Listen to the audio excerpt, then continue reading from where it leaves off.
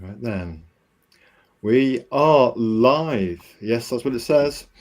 And we've got Peter Simeti in the studio tonight.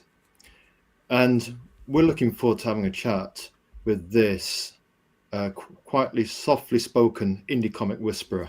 But first, we've got to do this.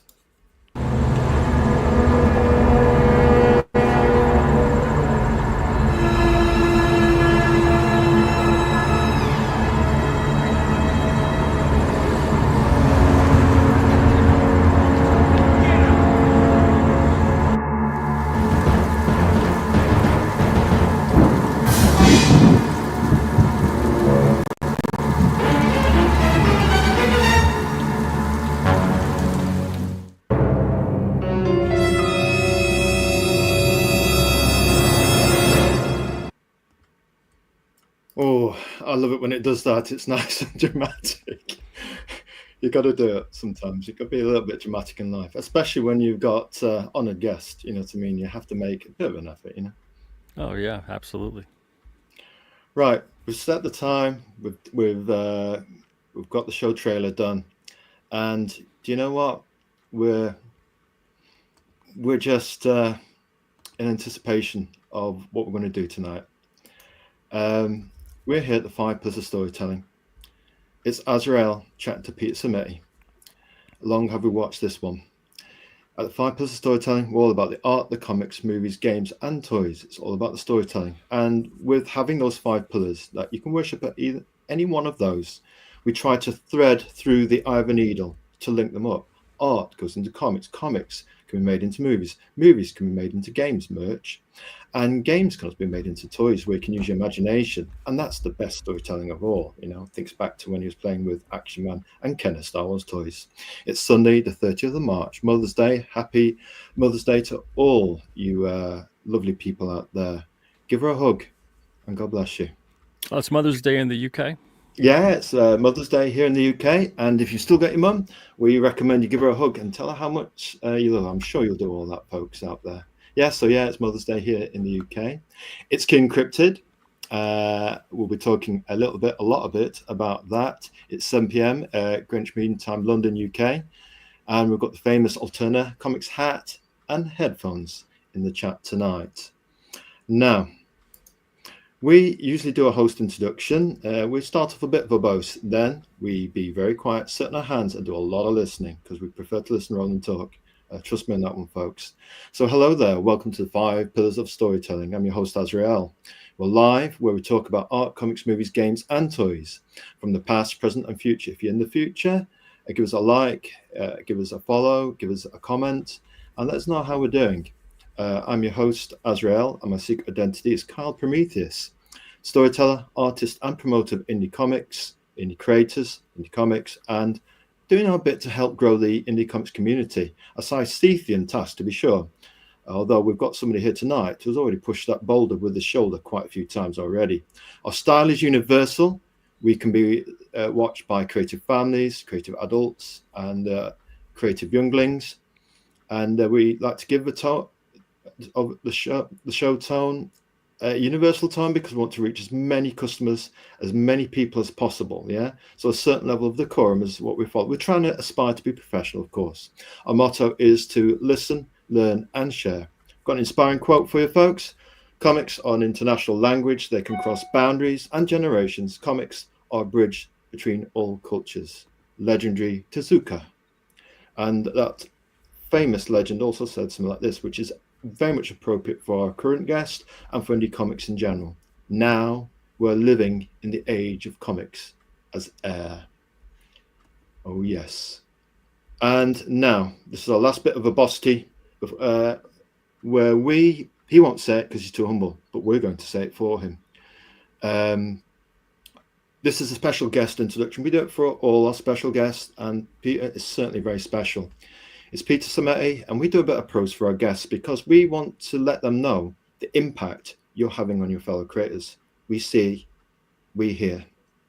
At Peter Simeti on X, writer, artist, leader by example, humble and multi-talented. How much so? Let's find out, folks. Founder and publisher of Alterna Comics. look into the green light on your iMac to let us build that connection with our audience, so we can look like we're looking at you there rather than across over there. He's a publisher. He's a publisher of creator-owned comics since 2006. That's 19 years and counting, folks. Nearly 20 years. Yes, mouth open emoji.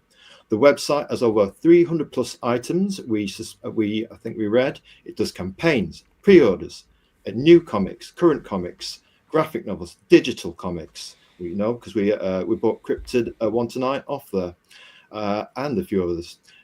Merch. Boy, does it do some merchandise, some really good stuff.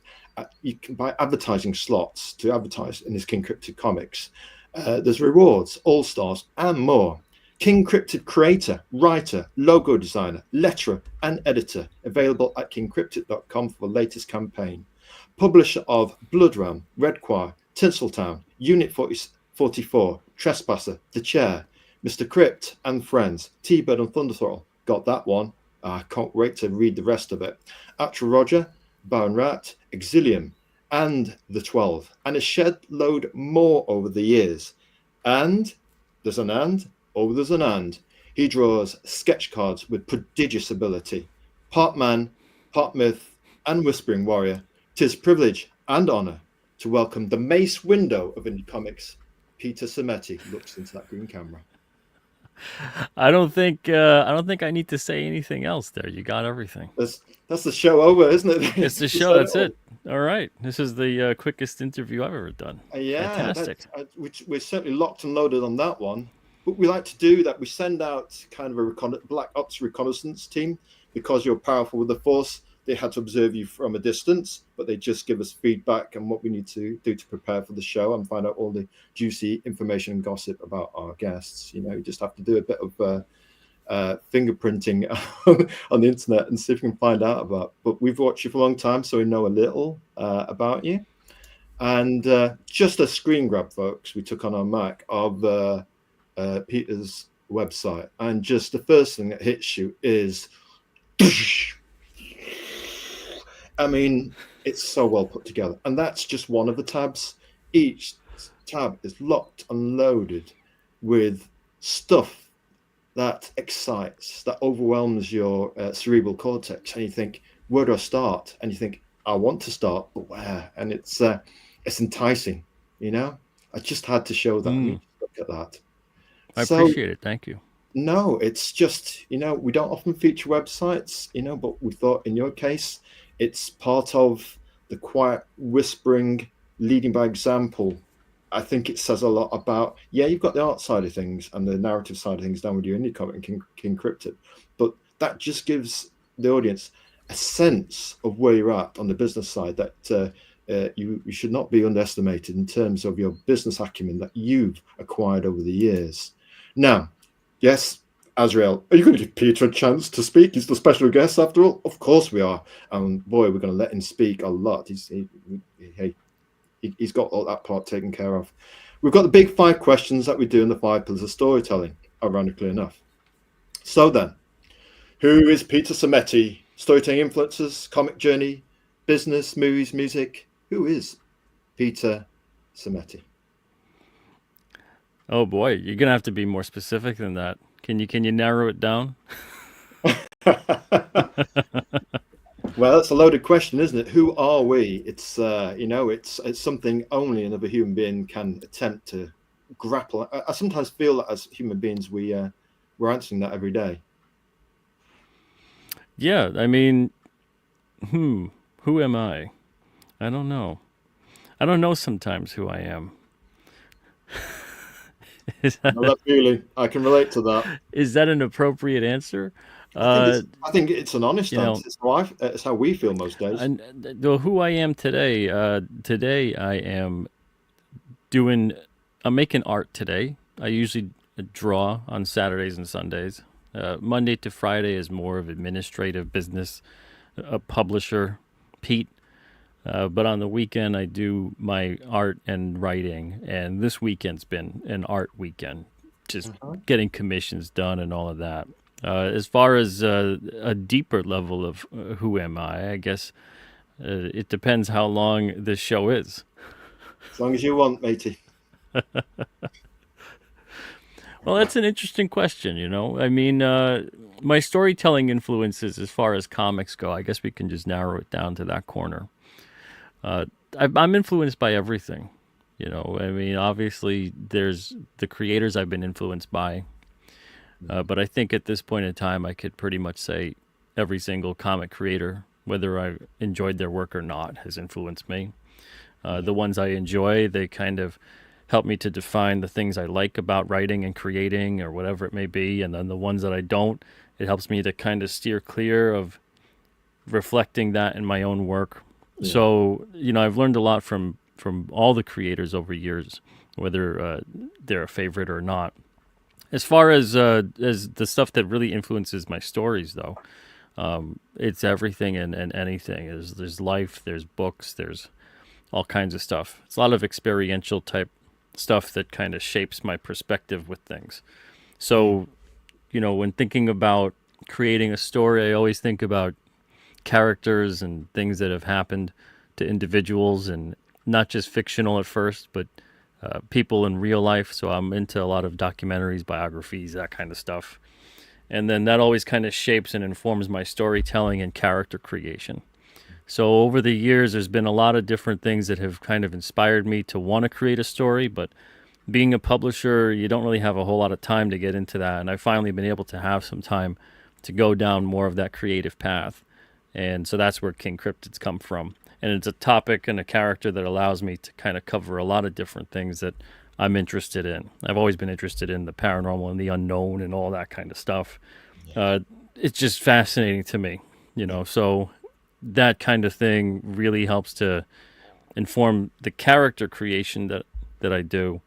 And then I feel like character kind of lends itself to creating story. You know, once you have somebody, once you have the way that they are or how they are personality wise, what they look like, there's a lot of things that have shaped that and influenced that. So you got to figure that out. So it's kind of like solving a puzzle in reverse, you know, and that's what's interesting to me about storytelling is that kind of problem solving. Almost organic, like putting together a jigsaw puzzle. Like there's no linear way to do it in a sense. It's just very organic, feeling it, almost instinctual. Yeah, it's weird. It's like if you ever tried to lose your mind by putting together a puzzle that you don't have the picture side facing up. So it's like that, you know, and then you flip it over afterwards and you get to see, oh, did I do it right? And that's kind of what creating a story is like. It's like you have all these pieces, you don't really know what it looks like at the end, and you just kind of try to piece them together as best as you can, and hope that there's logical sense to it. And sometimes you go down one path and you're solving this part of the puzzle, and then another piece comes in, but you don't quite know where it fits, and it takes you down another path, and eventually you get to where you're going and the finish line or whatever that may be, if you're lucky enough to do so. But you don't really know what you're doing. And I know that sounds weird, but a lot of great storytellers don't exactly know where they're going and what they're doing until they get there. And it doesn't mean that they're inept as a storyteller or anything like that. It just means that they're open towards letting the story take them where the story wants to go. And sometimes I feel like people want to be a little too tight, a little too controlling of where their stories or characters go, and they don't feel like they can actually be creative with it, that everything's got to fit in a little box, and all of a sudden the story starts becoming more like instructions as opposed to something that feels real. Because it's just like in life, it has to reflect that. You know, you don't know exactly where you're going to end up. You're trying, you're doing the best that you can with what you got, but you don't have all the answers. Yeah. So you're just making the best of it and moving along, and you have to reflect that in your story. Yeah, I think so. Yeah, I think that's perfect. It's almost maybe your approach reflects a little bit of who you are in terms of your creative process, that we don't always have everything figured out in life. It's okay to have missing pieces. And part of the fun is having the questions that drive us on and the mystery. If we had life all figured out, it was nice, neat. What's the point of going on if everything is neatly wrapped up in a bow? Yeah. And there's weird things if you reflect upon your life. At least I know there's been times when I reflect upon mine and I thought, or even like when I'm currently in the thick of it, I'm thinking like, what a mess this is. I have no idea what I'm doing right now. Is this going to work out? And sometimes you look back and you reflect upon that stuff after it's passed, and you're like, wow, I really thought that this was the end. This was bad. Everything was going to be bad after this. It was all going to go downhill, and you really start to piece together, well, if that didn't happen, then this wouldn't have happened, and it wouldn't have put me down this path, and all these good things happened because of that.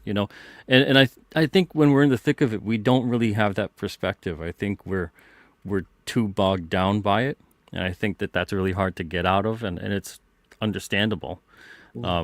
But it's the kind of thing that you got to incorporate that sense of almost like dread in your story, whatever it may be, whether it's adventure, comedy, horror, whatever it may be. You got to have that unknowing sense of dread.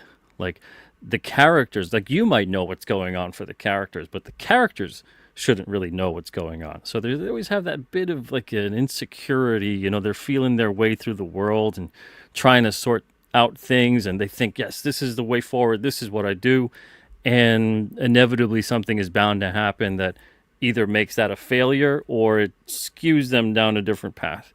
So it's all these kinds of twists and turns that I like to see reflected in not just the plot, but also in a character. I love to see when characters have their own evolution, their own metamorphosis, and different things inform that. I hate when I see characters that they're just a certain way just cause. Nothing has happened to make them that way. That's just how they are. Because it's very, very rare when anything in life is like that. It's usually something occurs and your response to it, or it shapes you, or whatever it may be. If it occurs at a certain point in your life, it's different.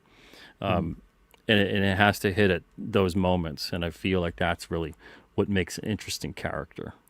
Yeah. It's interesting that a character may not have access to the games master's thoughts.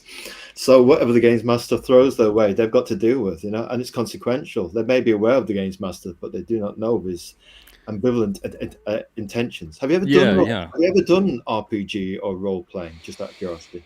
Not like Dungeons and Dragons. I played like card games and things like that, and video games, like a lot of role-playing games when I was a kid, that kind of a thing. I wish I could play more of them now, but they're so time-consuming.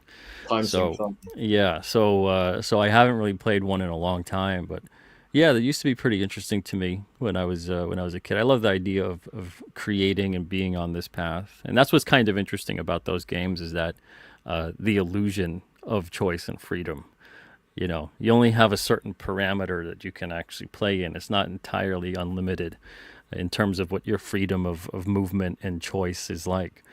So I think I overthink a lot of the Dungeons and Dragons-esque kinds of concepts. Like someone will say a whole premise to me, a whole setting, and this is where you are, and this and that, and I'll be like, well, I'm not going to go and open that door. I'm not going to go and talk to that person. I'm just going to kind of hang out over here because that seems really dangerous. And they're like, but that's not how you progress. I'm like, this progression sounds strange. Why am I here to begin with? This is very odd. Yeah. So I get too existential with it. Yeah, you can get very existential. and if you get, it's funny, now and again, if you get, well, I won't say difficult players, but players that have a very interesting sense of curiosity about doing the reverse of what you probably intend, you can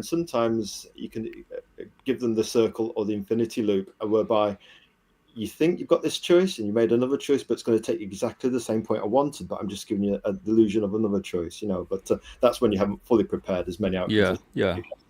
And that's a lot like life too, It's a lot like life, where we like to feel like we have an infinite amount of choices before us, and in some ways we do, but a lot of those choices will obviously have consequences in some way, shape, or form. So you're not free from the consequences of those choices. But it's interesting when that plays out in the story. I really like to play with the idea of characters that feel like they are confident in the situation and that they're aware of the world before them, and have various things occur to them and be revealed to them that make them feel like, oh, I really don't know a whole hell of a lot. Yes. Just another thing, actually. On Twitter, or X as it is now, there's Peter Simeti and there's Alterna Comics. We're coming to what you do next because we've got the big 5 questions: who, what, why, for the first 3. But a thought occurs to us that when we say who is Peter Simeti, is Alterna Comics almost dual personality? It's almost, that's another manifest of your who, as in, if you're a business, that's who you'd be, and that's who you are when you're creating an indie comics business. Yeah, I guess you could say that. I mean, it certainly reflects my tastes. I've never published anything that I didn't enjoy. I know that there's some publishing houses where they feel like, well, something's for everyone. So even if I don't like it, even if I don't feel confident in it, someone's bound to like it. Yeah. And I'm not that way. I've always liked everything that I've published, and regardless of what the outcome was, or the sales, or the relationship with the creator, anything like that, I've always enjoyed the work, and that's why I published it. I believed in it. So I guess you could say that, yeah, that would be me as a company, as a business. Mm-hmm. Just another question on that. It was something that, is it Brian Toledo, the publisher of, what's her name, Chaos Lady? Oh, Lady Death. He has Lady Chaos Death, Comics. Yeah. Yeah, Lady Death. And one of the bits of advice we caught when he did a YouTube seminar on running an indie comics business, because we're now on our 9th business plan, and sooner or later you have to get out there. There's no better teacher than actually doing anything. But one of the things that he said was that he tries to imagine his business as a rock band. And I think it was some kind of heavy metal band that he liked. Not sure if it was Metallica or some band that he particularly liked. So this is just a fun segue question. If you, an Alterna, were a rock, or I don't know, country and western, blues and rhythm kind of band, which band would you be if it could represent your business plan in your kind of like visualization manifest in your head? Oh, man. That's an interesting question, only because so many of those bands have no idea necessarily what they're doing business-wise. They kind of just became what they became through sheer force of will or circumstances and other things. As far as a business plan goes, as far as a band to compare me or Alterna to, I mean, I've heard some people compare us to like Sub Pop, that label that Nirvana was on before they broke out with Nevermind. We're kind of similar to that. It's a creator-owned mentality. Yeah. It's difficult to say with us, because the more I've been doing this for almost 20 years, and the more I find that I'm doing what I'm doing in comics, especially publishing-wise, the more I find that it's very difficult for me to find someone that we can directly parallel to. Yeah. And it's not a boastful comment. It's just I have a very unique situation. I'm pretty much the only person that runs Alterna. The other creators that make their books do their books, but I do everything else. And it's been that way since the start. And Alterna was kind of conceived in a way that you weren't supposed to be here the whole time. And I know that might sound strange, but I viewed it more as a stepping stone for people, because the only reason that I did create it was to offer a foot in the door. Yeah. For people to kind of cut their teeth, and get out there. It didn't mean, though, that my door, though, was open to everybody. So I still had to do some kind of curating of what I had published. Otherwise, there's no chance of success for anybody. I felt relatively confident in my taste level, although at times, depending on what we published, I look back and go, wasn't quite on the point with that one. But there's stuff like that. It's more the spirit of that mentality of wanting that, even though I published people's work, I wanted them to be able to have complete ownership and creative control over what they did. I would, if I saw like any red flags, I would guide and steer them as best as I could, sometimes I would have to just outright say, okay, you really can't do that because that's not going to work out. Like a title might be taken or whatever, or a character name might be taken, that kind of a thing, or a visual might be too on the nose for something else. Yeah. But as far as like telling someone what they could or couldn't create, or that kind of a thing, or taking rights from them on that level, I never wanted to do that and never have done that. No. So yeah, it's tough to say. I mean, there's so many great bands out there, but if we had that vibe, it's like, it's like anything else. I like letting people answer that for me. So, what do you see us like? Is there a band that comes to mind, or a musician, or anything like that, or even music? Yeah. Is there anything like that that comes to mind when you think of Alterna?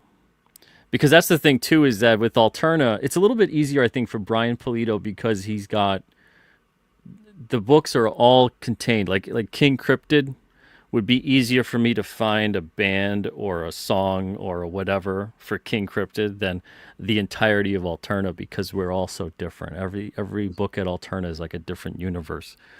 So it'd be different to it'd be difficult to say. It'd have to be, you know what? It would probably be David Bowie. Now that I think about it. Oh, go on. Then. It would probably be David Bowie, because David Bowie has a lot of, it would have to be, I'm thinking of musicians and bands that have all kinds of different sounds to them, have evolved over the years. And every time they evolve, it seems like it makes sense. Like if you go through the various stages of Bowie's career, there's times when he evolves and it's so drastically different from another incarnation of what his look and his music was. You'd be like, I don't know, like how could he pull that off? And he usually does. So, and I hold David Bowie in high esteem. So I guess I'm tooting my own horn maybe when I say that. But I think this is the question that allows me to do that. So I'll have to say David Bowie. Okay, well, we've got an answer, and I tell you what, it's interesting actually. You could perhaps put that out sometimes on your X feed and say, we're the David Bowie of comics. I don't think I could do that. I don't think not that, but we I don't could think I could do that. A rock band or a pop star, which one would we be? Which one do you think we are? You know what I mean? Yeah, that's what I find is interesting too. Is we all have an idea of ourselves, know, and I'm sure that it's usually pretty different than what other people would think us to be. Yeah. Like all the nice things you said about me and how accomplished I am or whatever, I'm like, man, that's interesting. Is that really me? Because I view myself in a different lens of like, I'm barely breathing. I am just, I'm clinging on to the driftwood, and every day is like that, just in turbulence in the storm. So it's interesting to me when I see anybody, and you're not the first person who said it, but people who come along and they think like, oh man, there's a guy who's got it all put together and figures it out, and he's succeeding. And I'm like, that's interesting, because I don't feel that way at all. No, it's like you've got the dark torrent of emotions, and hey man, we're hanging by a thread here, and you're depending on have the comics gone to print, are the print deadlines going to be honored? Yeah, this is every day. It's like fighting the fire every day and trying to figure it out. It's like every day, every situation, it feels like here's a new Rubik's Cube and you got to figure it out. Like that's what it feels like. It's like you're just trying to solve that puzzle as fast as you can, and if you got a deadline and you're under the gun on that level, there's even more pressure that's added to it, combined with anything else that's going on in regular, normal personal life. So it's interesting when people have that assumption. And I think it's normal. I'm sure that there's people, I look at them and go, oh man, they got it all. They got to figure it out. They're great, and they're probably feeling the same way. I think that might be a shared human condition. And speaking of Bowie, a joint pop single he did with our favorite rock band, Queen, you're hinting that. Even Peter Simeti of Alterna Comics, who appears like he's got it all figured out, has that Under Pressure, which is a segue. So what we do, what he actually does. So what does Peter Simeti, create? Do you have an elevator pitch, a convention table pitch for King Cryptid? King Cryptid, it's a simpler pitch, I think, than the prior answers I've given. Hopefully, so King Cryptid is a cursed being. King Cryptid used to be a human, a flesh and blood human being, but over about 500 or so years ago, he was cursed and betrayed by his people, and he was turned into this monstrous thing that we now know as King Cryptid. He's had a long life. Like I said, he's been around for about 500 or so years. He's done a lot of different things.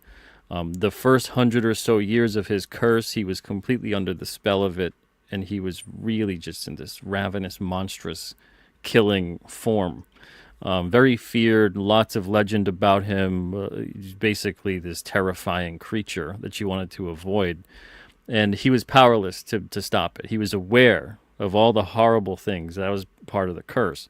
He's aware of all the horrible things he was doing, all the people and animals and creatures he was killing, mutilating, feasting on, but couldn't do anything about it. So a living nightmare for 100 or so years. Until he finally came upon a Wampanoag shaman by the name of Black Moon. And Black Moon recognized who this was and restored his humanity by gifting him this cosmic moonstone. And that's the moonstone that he has on the crown that he has on his head. So now King Cryptid eventually having his humanity restored, but not really his physical appearance. It was just kind of diminished. His physical appearance wasn't as scary or as terrifying as when he was under the full curse. He takes residence now in the White Mountains of New Hampshire. But there's things going on in that region that are right under his nose, things that are going on that he finds himself pulled into an ancient fight that's been going on for a very long time for humanity, the planet, and the universe itself. So he is now at the center of that, and he's trying to do whatever he can. He's trying to not just take care of his own corner of the world, but he's trying to figure out, well, what can I do to help this impending cataclysm that is going to potentially occur? So he feels like this is maybe his purpose. This is maybe what he's supposed to do. This is maybe why he's been living for so long. Again, he's coming out the other side of having tremendous trauma in his life. So it's one of those things where he feels like this is it. This is maybe what I was supposed to do. Because for 500 or so years, he's helping here and there. He's doing what he can. He's on this path of redemption, trying to make up for what that curse was, how that curse was placed upon him. But he's not really feeling like it's doing anything, because there's still so much bad. There's still so many bad things that happen. There's still all of that. So he kind of has this crisis of a moment 30 or so years ago, and resides himself to just his own little corner of the world, which is the White Mountains of New Hampshire. But now he's finding that maybe he was meant to continue that fight, and maybe because he didn't, it's gotten so much worse. And now it's this big thing that's been kind of building right under his nose, in his region of the world, no less. So that's why I think it's an interesting story for me to tell, because I have a lot of fun with it. I have a lot of fun with those characters and seeing where that story goes, because there's so many different, not just locations that I'm going to get to with upcoming issues, but there's so many different things. There's so many characters. There's so many plot situations. There's so many interactions with these characters, because that's always fun. The more characters you have, seeing them interact, it's an interesting thing, because sometimes they just butt heads. Sometimes they get along, but sometimes they just butt heads, and it's great to see that play out. As in life, friction between people, even of like minds, it can be the little things that drive you nuts about a person, especially in relationships. And it's interesting there that you mentioned the backgrounds and locations. Want to go to different locations, meet new characters. Are the locations for you characters in themselves? Yeah, I mean, I guess that they are. They all have their own personality. The terrain really shapes how people interact with it, how the characters interact with it. So it could be mountainous, or it could be a forest, or a city, or a town, or whatever. it always is going to inform how do you tackle that situation, because that's another thing to deal with.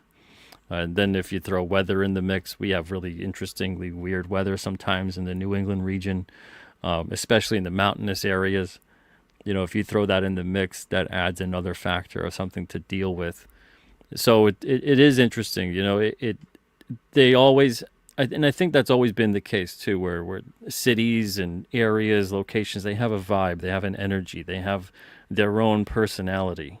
And you have to reflect that in the story, I think, and hopefully I am reflecting that somewhat in the story, and especially as time goes on, hopefully that'll really make itself known.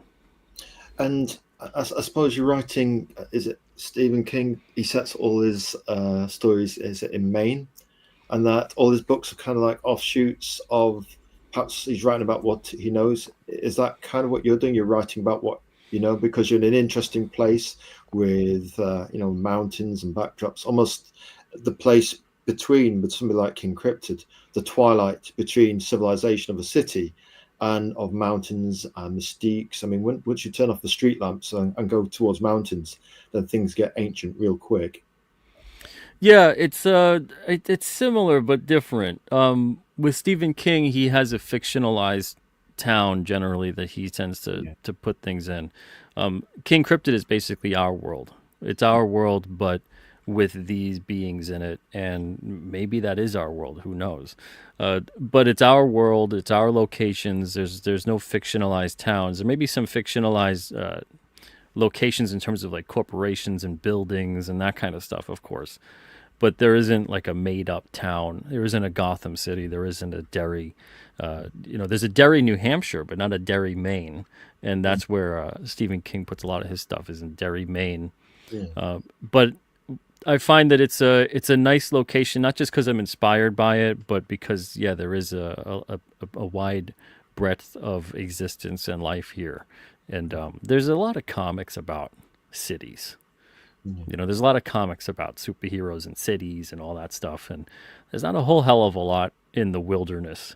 Even if they have a story or two or whatever, that they have a character in the wilderness, but there's something innately awe-inspiring and frightening about the wilderness. Indeed. Like you want to stay there, but not too long. Yes. So just knowing that there's a whole other world that exists within that, and how do you navigate that, and if you encounter it, what do you do? There's going to be, and I hope I get to it, reader willing, I will, but there's going to be a story within the next couple of years that I have planned for King Cryptid, where eventually he's mostly a legend right now, like a living legend. A couple people know about him and have met him, but largely it's like a Bigfoot. You really haven't had a conversation or seen him, and he's not out and about. But there's going to be an issue that really forces him to be out in public in a big way. And he's going to have to choose, do I expose myself essentially to the world and become this thing, like providing proof and acknowledgement and that I and maybe others like me exist? Or do I stay hidden and maybe let people I care about suffer or die? So he's faced with that consequence, and spoiler alert, I'll say it right now, he makes the choice to put himself out there and save the people he cares about. So I can't wait till we get to that point in the series, because I feel like there's a lot of stuff where all of a sudden the doors are going to get blown wide open, and it's going to be this, you can't put the toothpaste back in the tube kind of scenario, where it's like, well, here he is, and then what does that mean for the world? So it's going to be an interesting kind of theme to tackle, and there's going to be more interesting things that develop because of that. Yeah, consequential decision and consequences born from it. And it'll have that Michael Caine Italian Job, the door's been blown off the van moment, where you think, well, that lid ain't going back on that toothpaste tube, is it, Johnny? Yeah, exactly. And because right now he's out and about, but he's trying to stay as hidden as he possibly can still.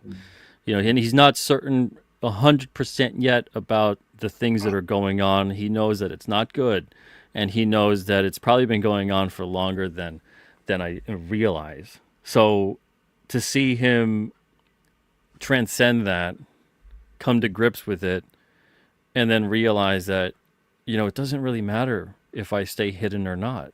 Maybe that's been the problem the whole time, is that I'm hidden. Maybe I do need to be out and about. And that's the secondary thought of coming to terms with it after the immediate thought of, do you let the people that you care about, do you let something bad happen to them because of, your own worries or insecurities or whatever it may be? I think a lot of people, that's that fight or flight instinct. Fight or flight, isn't it? The people that someone that you care about, you don't even think about, doing something that puts you in harm's way because you care about them and you want to try to make them safe. Whether it's, you take a bullet for them, you run in front of a car, you do whatever. Like, we do irrational things for the people we care about to keep them safe. Absolutely. So it's that moment that he's faced with, and then he comes to grips with it later. But it's one of those things where I can't wait to see how it plays out, and I can't wait to see what the readers think of it, because it is going to be a complete game changer within the series. Got you. Tell you what, we've got a couple of hellos here. We've got Dr. Mask Retro Elixir. Hail Kyle, hail Pete. Hey. Are you in the house? And he did say, the doctor, he said, when you were speaking, the maelstrom of creativity, to which we agreed. It certainly is, yeah. And we've got none other than Crenshaw, FAO, Brother Kyle. Hey, Pete. Crenshaw's in the house. Hey. Shoulder to the boulder. And we have got this. Right, this is where we came in, Peter. We backed you a couple of years ago. We thought we're just going to try an Alterna Comics comic. We're going in with King Cryptid. And we liked the cover. We liked the colouring. We thought, go on, let's doing it. A long-forgotten legend has returned. Just tell us about this cover for us, please. So it's kind of an interesting story behind the cover. Christian Rossi's the artist on it. And I wanted a piece of art of him drawing King Cryptid so I could announce him. I could announce Christian being on the book. And he comes back with this. And I was like, Christian, you drew a cover. I just thought he would do a quick sketch or something. But he drew the whole thing. And he drew a cover. And I was like, can we use this as the cover? And he's like, oh, okay, yeah. So we ended up using it as the cover. And this is just a nice mood piece. Yeah. I wanted Christian. I like everybody on the series that comes on board as an artist. I like to have them give me their interpretation of King Cryptid. And sometimes I'll have to be like, okay, tweak this, tweak that. And then other times I'm like, okay, I like some of these differences there. That's good. Because I want it to feel also like each issue is the artist's interpretation of events. So when you get an artist interpreting Bigfoot or aliens or this or that, they're all going to be kind of the same, but kind of different. So with this one, I wanted him to kind of stand out as having this vibe of regality, even though King Cryptid is not a king. That's the funny part. He's not the king of the cryptids. He's named because of the look that he has. Because when someone sees, you see any kind of creature that's out there and you can barely make them out. You see a silhouette. You see something in the distance. He has that silhouette of a king, where he's got this crown-looking thing. His wings kind of look like a cape. His stature, he's a big dude. He's 7'2", 400 pounds. So, he comes across like this king thing. And so instead of naming him King Thing, I name him King Cryptid. And that's kind of how it took place over the years for him. His name was given to him based on us naming him. But that's not his real name. His real name is Crowan, as far as he knows, as far as he can remember. And that's Krowan.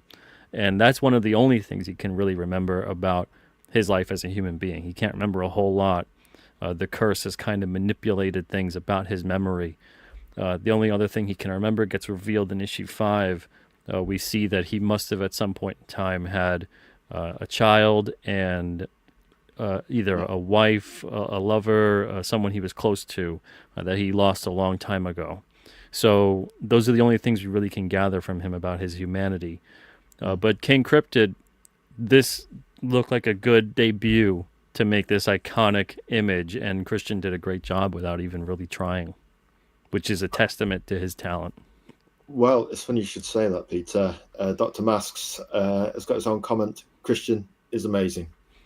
Oh, yeah, he's great. Fantastic. And he'll be back on issue 13 also to do a Behemoth issue. Behemoth. Yeah. Behemoth makes his debut in King Cryptid #1, and we see him again for a brief moment in one of the issues after that. But issue 13, we'll see what he's been up to and where he's been since the first issue. Like that brooding start, it's a unique debut cover, isn't it? It's not trying to be an obvious issue #1, for example. It's got its own flavor from the get-go.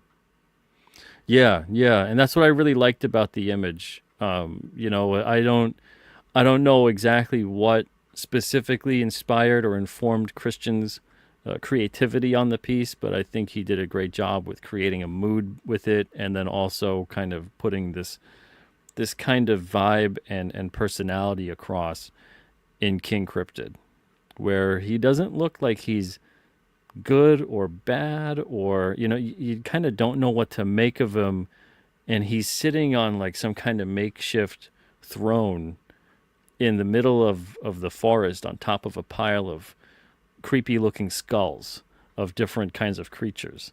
Tension point, you think, is he good, is he bad? Yeah, and that's kind of humanity's view for a long time about King Cryptid, is they don't know really what to make of him. There's stories of him doing good things and saving people's lives, and there's stories of him potentially doing bad things, especially from the early part of the legend of King Cryptid, when he was really under that full-blown curse. Because we don't know. Like, human beings don't really know that he was cursed. They think that they don't even know he was a human being. They just think this is some kind of a thing, some kind of a creature, some kind of a hominid or whatever, some kind of a something that's out there, has been there, and we've had all these stories over the years. So swirling conspiracy, a myth, part legend. Yeah. So again, our view of him is different than his view of him. You know, he knows what he knows, and we know what we know, but it's rarely ever 100% the truth. Indeed, absolutely, very, very true. Now, we thought we'd just copy a bit of this regarding the premise, and we liked it. I think we'll just put a movie voice on. And it's interesting that you've told us a little bit about the premise #1.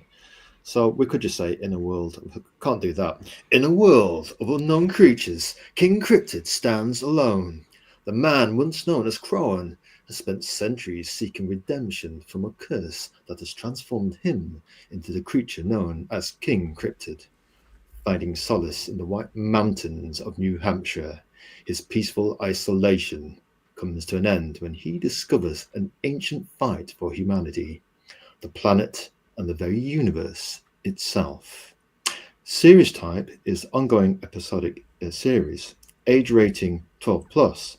That traditional big two kind of, a child can appreciate it, a teenager can appreciate it, and an adult can read it as well on different levels, which is very clever. And the genre is adventure, so it's very wide. Got mystery, which drives us, bit of sci-fi, bit of horror, bit of action, bit of fantasy. So almost a Party Susan approach to cover many bases that many people could bite on, in terms of potential audience.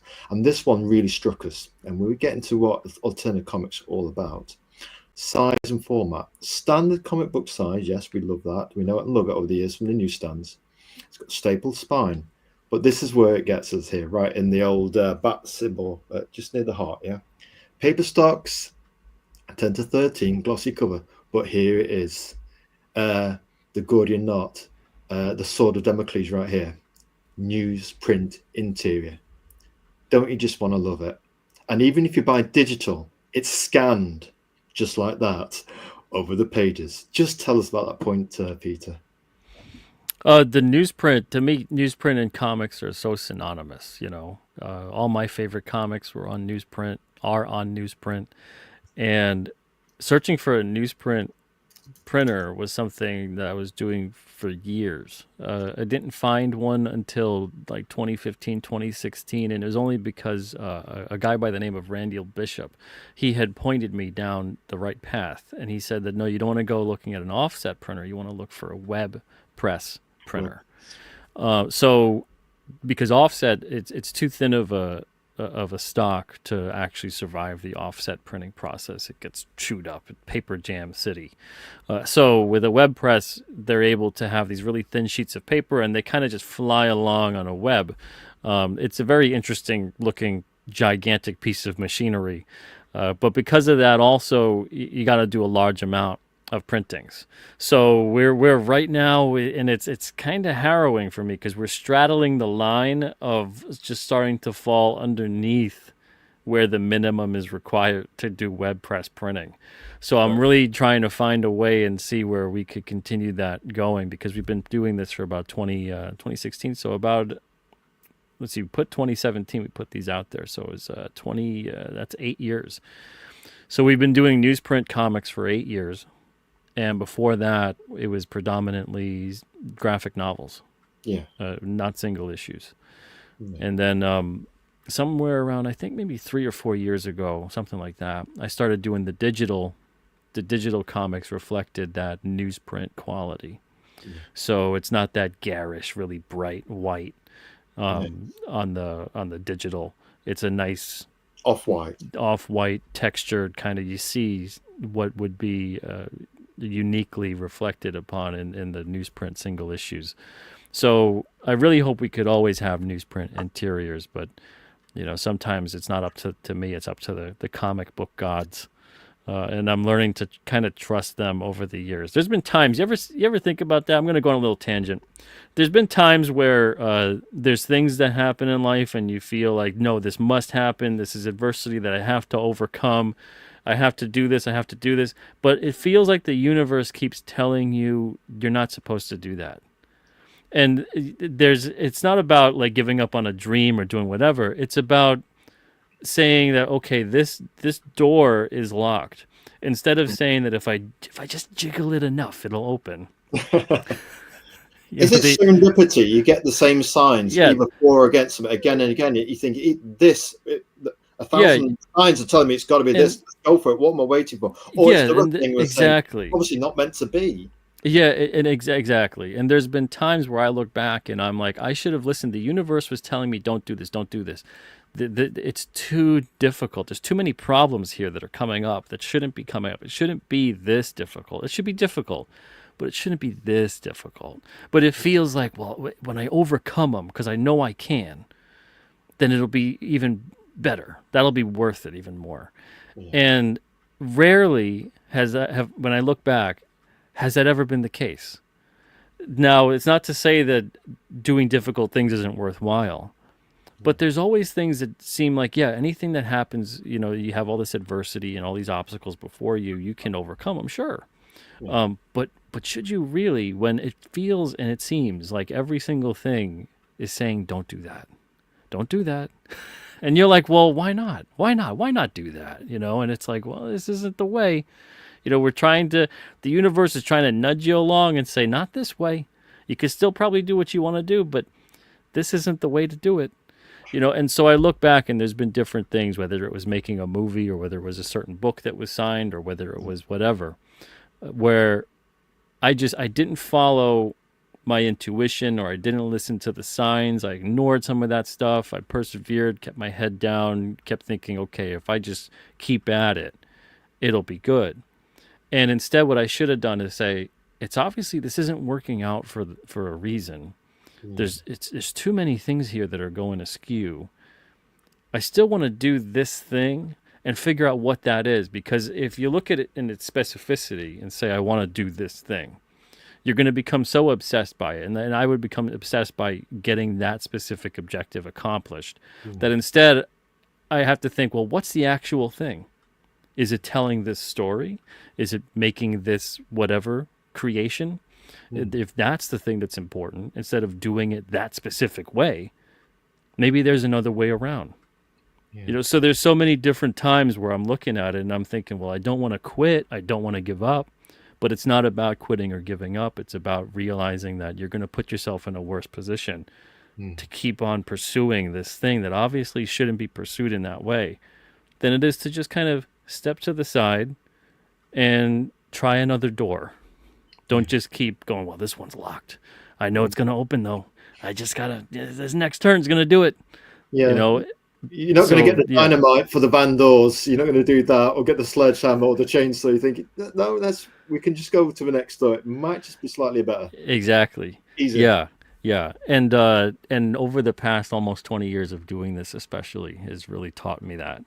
Has taught me to trust my instincts a bit more and trust the universe a bit more when it's telling me, hey, this maybe this isn't the right time, maybe this isn't the right thing for you right now, but you want to figure out a different way. And I wish I listened to a lot more of that during my career. And it's not that I necessarily have regrets, because if I didn't go through that, I wouldn't have this knowledge now. But it's that kind of thing where I feel like sometimes there's people out there that are getting really upset because they feel like they haven't made it yet, or they haven't achieved their goal yet, or whatever it is that they're setting out to do. And it's because they're generally doing what I did, which is being really committed to like, no, it has to be done this way.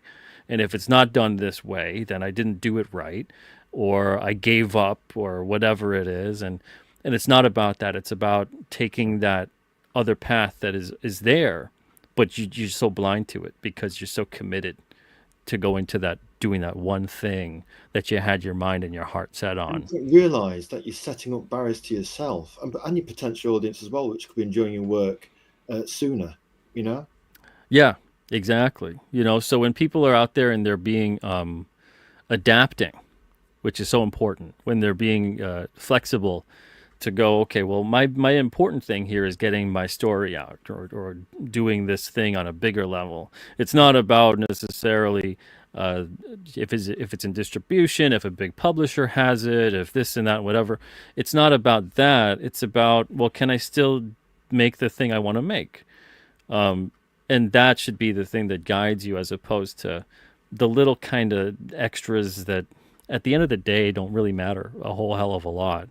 And that's something that if I could go back in time and tell myself 15, 16 or so years ago and be like, listen to these things. It's telling you, not right now, not this way, and focus on what you got to actually really do and what's important to you. And that's what I would say for a lot of the different creators out there that I see on a daily basis are kind of beating themselves up because maybe they're not where they want to be just yet. Instead of just jumping in, giving it a go, and just if something's catastrophic, just learn from it. A failure is a good teacher. Yeah. Don't be afraid of failure. Fail a lot, learn a lot. Just one thing on the web press. You say you're near the line of where you can get. I seem to remember a long time ago an interview you gave once was that what we do, we buy the parts of a volume order. We have that bit that's left over in terms of capacity, and that's the space we exist in order to do newsprint. Are there a lot of web press that are still available in the United States or even Canada, just up the road there? Yes, but not in the capacity of printing comics with and what I mean by that is that there's a lot of them that are out there, but they don't have the machinery to do the staples and make a spine. They don't have another press that could handle doing the cover stocks and a different cover stock. They don't handle doing things that are involving a trim size. So a lot of the web presses out there are for newspapers, and generally those don't have staples or anything like that. They're usually folded. So they'll be very bare bones in terms of what they could do. If I wanted to put a comic out that was more like a newspaper that was like that, then that wouldn't be too big of a problem. But if you want to put a comic out that looks like a comic book, that would kind of be a big problem. So there's a lot of them out there, just not a lot out there that could affordably do it and have it look like a comic. And obviously accessibility of price. Oh yeah. You guys at Alterna, Peter and Alterna Comics have taken us back in a time machine to when comics were affordable, and you could still feel them and discover them, at news vendors. Although now you're direct only with your campaigns and that. I mean, is that something you want to cling on to as long as you can before these other web presses that can do only the comics format might become inaccessible? Is there any maybe digital print on demand books that can actually do quote unquote newsprint quality paper with print on demand? Yeah, that's something I'm really exploring right now. It would be, I'm finding there's a couple paper stocks out there that not all printers have. A couple of them have it, where it does have that newsprintish quality, that kind of off-white quality with a bit of a texture to it. It's a little thicker than newsprint. It's almost like the thickness of like 2 sheets of newsprint as opposed to one. But the quality is still there, and it reminds me a lot of like what Image Comics was using in the early days, like when they first came out, the first like 1 or 2 or maybe even 3 years. So it still has that nice uncoated kind of pulpiness to it, where it adds a different characteristic and texture to the art, as opposed to like that slick kind of really just god awful glossy garishness to it. Yeah. I Baxter from newsprint.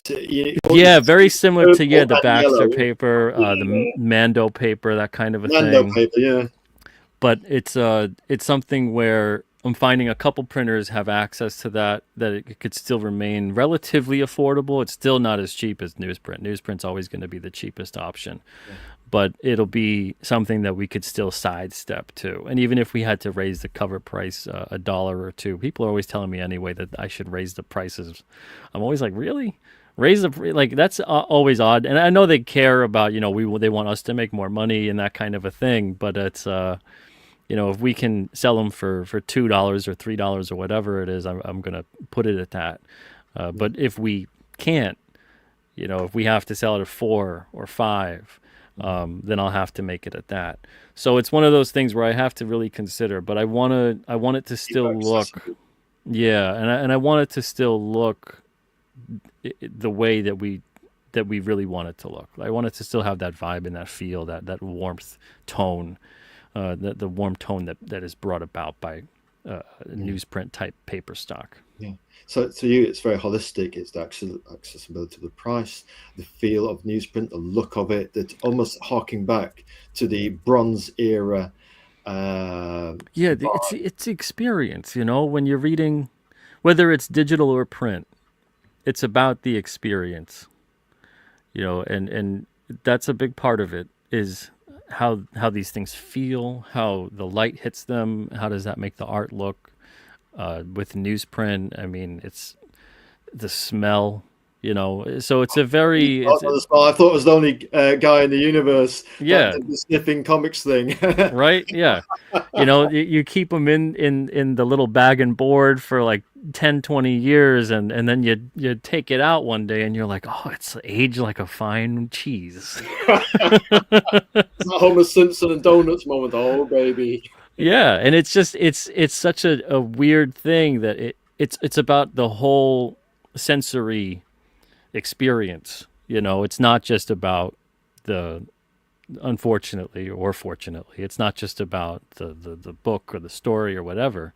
It's about the whole thing. And I feel like that's a big part of it. Like we have these experiences and these senses for a reason, and they become important to us and very nostalgic with a lot of things. Smell, I think, is like the biggest nostalgic sense. Something like that, like your sense of smell will take you back. It's like a time traveling thing. It's king cryptid. It's comics. It's indie comics. It's newsprint. It's that feel, the tactileness. The whole human sensory experience. Yeah. And it's an interesting part of what I think is missing, unfortunately, from so many modern comics, and it's really because of the smell. It's interesting. The smell is basically you're smelling the decay of the book. You're because smelling it's not virginal materials, is it? As Alan Moore once, exactly. pointed Yeah. out of The Watchmen, he said that comics aren't virginal. We put them in a bag and trying to keep them as a time capsule, but you know they're going to decompose in there. Yeah, and we'll be long gone before they are, but they're decomposing and they're absorbing the environment, and they're gonna reflect that with how they smell. And sometimes for the initiated, it's a wonderful smell. You know, it takes you back, and it's great. But a lot of the modern books and the modern paper stocks, they're not uncoated.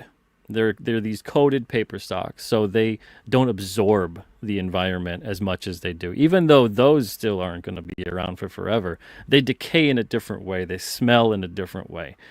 They don't kind of take on the same sort of. I think I forget what the actual chemical name for it is. It's like vociferous compounds or something like that. Listen, folks, I warned you that it was the Mace Window of indie comics. Nobody else knows that kind of stuff. You hear us, folks, and you ain't getting the smell thing with glass either. Just telling you, folks. Anyway, Peter, pray. Yeah. So it's all part of that, and it's just like anything else. Like when I was talking about cheese. It's like different cheeses are going to smell a different way because of the bacteria process with when they're fermenting and everything else and coming about. So it's the same kind of thing that happens with newsprint comics. You're not going to get that same kind of experience with the modern paper stocks, and it's unfortunate because if they kind of went to doing like the uncoated off-white paper stock, even if it was a little thicker, and they did for a while, you would still get eventually that comic book smell. It's there's a lot of things that happen in modern comic publishing that make me lose sleep. But well, speaking of losing I sleep, try not to do a lot of those at Alterna, at least. Well, yes. Just how much indie comic sniffing can you do in one evening? It's certainly a kind of nostalgic smell that will certainly help you with your sleep if you have problems with sleep. And honestly, maybe the smell is kind of hits you in a certain way, and maybe it makes the comic better to you. I don't know. There's something about the new comics that the tactile experience between the smell, the feel, all that stuff, they immediately look bad to me. And maybe they're not. Maybe it's the smell of the newsprint books. It's making those seem great to me. We're just thinking here, you know what I mean? The cheese factory in comics, folks. Yeah, it's like a mind-altering psychedelic drug, You smell the newsprint. Why isn't this on people's campaigns as a kind of differentiator? Nobody's comics smell as good as ours. You know what I mean? You might now, with all this kind of like hollow trading card, metallic kind of stock. Everybody's about the paper, how it looks. Yeah. Yeah. What about different types of paper and how they smell? Ours smells different. Ours is more camembert. Ours is more brie. Ours more like blue cheese. It's like scratch and sniff. Scratch and sniff comics. Yeah. Exactly. You're all regarded, Peter, because the comments are racking up, rack and stack, wholesale volume style. Here we go. We've got Crenshaw. King Cryptid has the best vibe and smell, we'd add here, in comics. Nostalgic, because of the smell, of course, and many other things. Fun, positive, whilst giving us intriguing stories with high stakes. Crenshaw, master blaster on the reviews. He really is. Thank you. He's got Democles. Yeah. And he says, great writing and great art, Peter. Thank you. Appreciate it. There you go. And we've got the one and only Skunk Artworks in the house. What's up, everyone? We'll tell you what. He is Mr. Analog when it comes into the art. If you've seen his work just looks.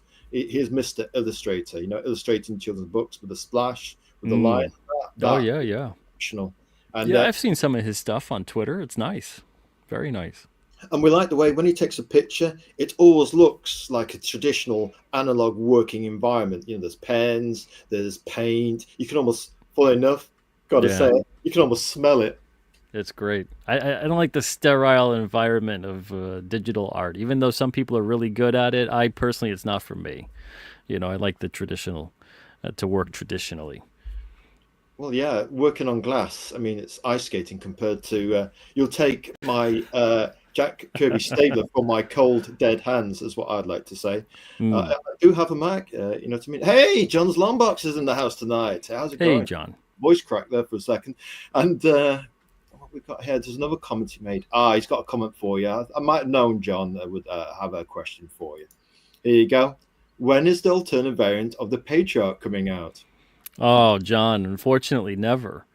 Never. I closed submissions off a while ago. Now, you could, if you want, you could submit an excerpt that you feel is good between 1 to 10 pages, and maybe we could get that published, and it came out on a Wednesday in that anthology. But as far as publishing like a series or something like that, or a one-shot or a variant or whatever, that's not in the cards. I'm not opening up submissions anytime soon. If anything, I'm probably, to be painstakingly honest, going to be subtracting further and further across the board. It's just the nature of the business at this point. I find that there's so many people out there who, and it's great to see, they don't need a publisher.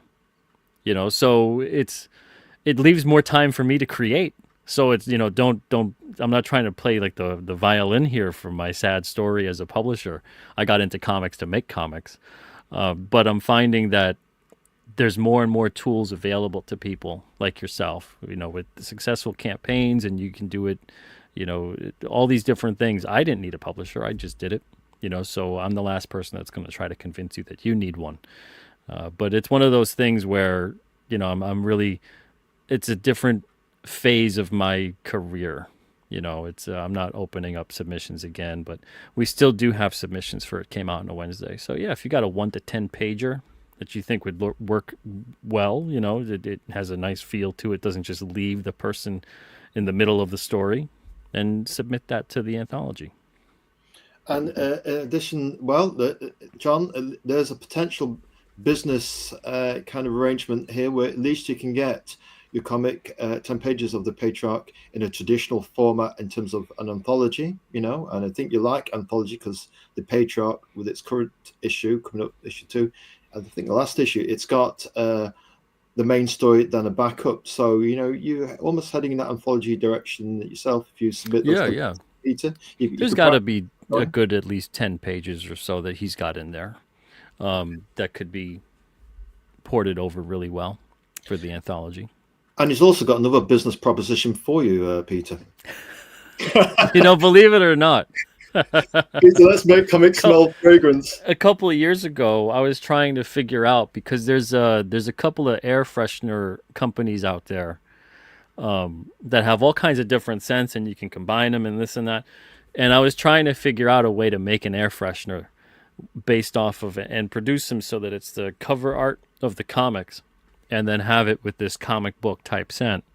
And the closest I could get was something like, it was like smoke, sandalwood, and mesquite. And it kind of made like a comic booky smell, but it was still a little too sweet. It was still too fragrant-y, and I was like, do you have any kind of like musty book smell? You're fragrant, and they didn't have anything like that. But I was like, look at you with the eyes wide open. We've got ourselves a live one here, Yeah. I was like, I want this to kind of smell like, a basement full of books, or like a library, the corner, the old books that are there. I wanted to have an old book smell at the very least, even if they didn't know what comic book smell was like. It's very similar to old book smell, and that was the closest I could get, and it still didn't nail it. Maybe I got to store them in the basement for 10 or 20 years and don't dehumidify that thing, and then it'll start smelling like a comic. Yeah, a nice ambient cellar vibe going on, with the chair that's there. Yeah. The chair's there, to me, the one with the kind of clamps. But anyway, moving swiftly on, we've got another sniff. You seem to have started something here, Peter Simeti, and it's Skunk Artworks. There's nothing quite like the smell of gouache paint or gouache paint. Okay. Yeah. I mean, all this stuff, it has a smell, and it's something. There's something about it. Like, I had to stop using oil paints. I used oil paint years ago, like decades ago. Is this for public consumption, Peter? And it was bad. It left me in such a funky mood all the time. I had to stop, between the oil paint and the turpentine, and I thought it was well ventilated enough. You open a window, you got an air purifier running, a fan, you'd think that it would be okay. But I would always notice I'd kind of feel nauseous. I'd get headaches. I'd feel weird. It's just, I had to stop using oil paints, and that was it. You're fine with oil paints. Oh dear. obviously, different analog materials create different results. Audience. Anyway, yes, but we used to find actually with oils, it'd take ages to dry, and then Oh yeah, basically, and then yeah. you got turpentine. Once you get it in your fingerprints, then before you know it, your fingerprints are coming apart, your skin's Hmm. cracked. You know what I mean? And It's a bad vibe. bad vibe as well. I Yeah. mean, it looks great as a kind of a classical material, but Oh yeah, yeah. it's got Not for pain me. points with it, and you know. And we know what those are, don't we? But Yes. one thing, when we actually tried acrylic, even though it's a kind of plasticky thing, it dries quicker. We do found that it was like oils, but you have to work quicker. Otherwise, you Yeah. end up with wedges of paint that are dry before you've got the chance to actually. You've got to be decisive with them. You You know? need like that it's like acrylic extender or something to Yeah, make it, do the effect of oil so it doesn't dry quite as fast. that's right. But That's yeah, it's yeah, oil paint, the smell of that, it's burned into the recesses of my mind. I'll never use that again. right. And we might have to clip that comment for shorts, and people think, "What's he talking about?" He's talking about the oil paint, folks.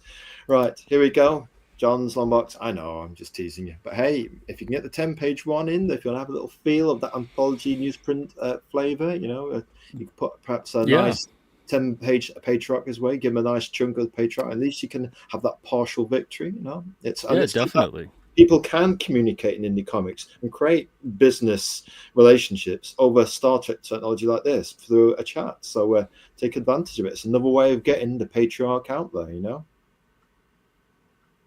Yeah. Got another one here. Oh, that's cool. I thought Wednesday was over. Oh, no, no. Yeah, Wednesday's on the 21st issue, and 22 and 23. 22 has stories in it right now, and then 23 I'm prepping right now for a bunch of stories. I'm hoping maybe sometime in the fall or something like that we can put 22 and 23 out.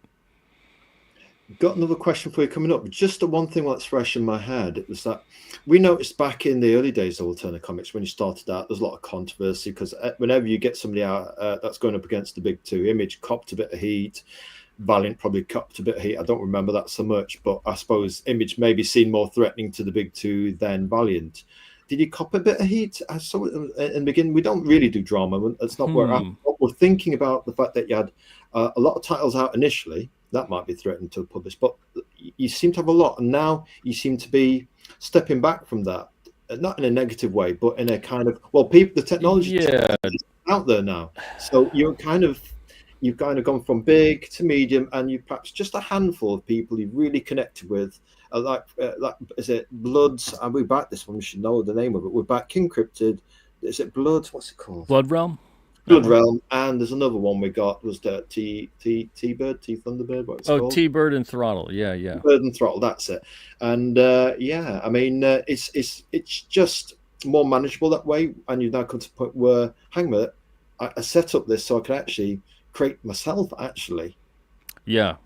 I mean, there's okay, so before I go into this story, are you legitimately not aware of any of the controversy and whatnot from we a few generally years back? we read it at the time, and we've kind of like forgotten it. I thought aware there was Okay. something, what I mean. But I'm sure we can do it diplomatically. Okay. So We yeah, don't I'm not gonna spend too much time rehashing over it. Yeah. But so when Alterna first started, it's just we're still kind of a rinky-dink self-publisher with a big label kind of vibe, fake it till you make it sort of deal, Yeah. But that was way truer at the beginning, and we didn't really get much heat or blowback from anybody because we didn't really do anything. We just had print-on-demand books, and then maybe we put out a couple graphic novels when we got distribution. It wasn't much of anything, and the more that we got noticed, the more I would get some people every now and then, but it wasn't really like an industry-wide thing, or it was a very isolated individual kind of experience.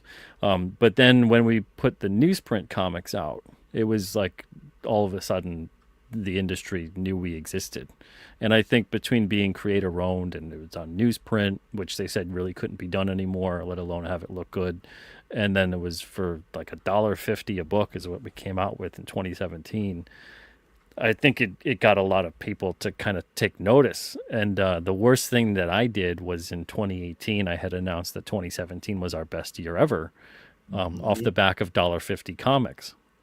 So it was strange because at that point in time we had newsstand distribution as well. So we were in Diamond and we were also on newsstand, and being on newsstand really got a lot of different comic retailers upset at us, even though we had delayed the release of the books. So issue 1, let's say, was in comic shops.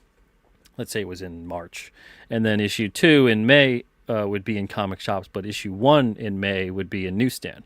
So it would be a 2-month delay. And the whole idea of it was because on the back cover of the newsstand issues, we had a comic shop locator ad. Like, we used the back cover, which, like, we were getting like $300 to $500 on an advertising spot at that time. And I said, we'll just use it to promote comic shops.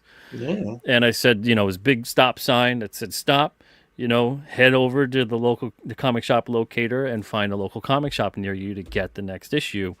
And even though we did that, there's still a lot of shops that were upset about us being on newsstand. That's interesting, because you're saying you're doing great through newsstand, and we all love newsstand.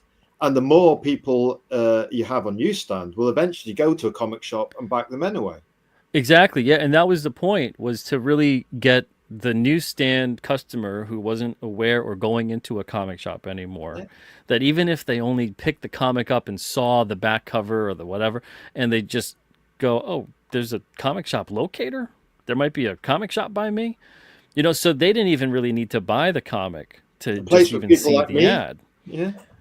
So and we, at that point in time, we had more circulation on newsstand than we did through the comic shop. We had more sales through the comic shop than the newsstand, but we had more books out there on newsstand than in the comic shop. And the newsstands were like Barnes and Noble, Books A Million, a couple like gas station, convenience store type things. We had a couple of different like news agents over in Europe, like independent spots. So we had, in total, it was like I think maybe 2,000 to 3,000 places were carrying Alterna worldwide through newsstand. So at one point in time, before Toys R Us had gone under, we had them all ages appropriate books were at the register of the top 200 Toys R Us stores, and we still have customers to this day who found the comics at the Toys R Us register that are still reading Alterna. So traditional, innovative, going into Toys R Us and kind of discoverability kind of places. Yeah, and that was the point. We were talking to 7-Eleven and Dollar General, and we almost got a deal with Dollar General, but they thought the books didn't have enough like clout, awareness, that kind of thing, to really justify a massive order, because there were so many stores for Dollar General, something like 12,000 stores or something at the time.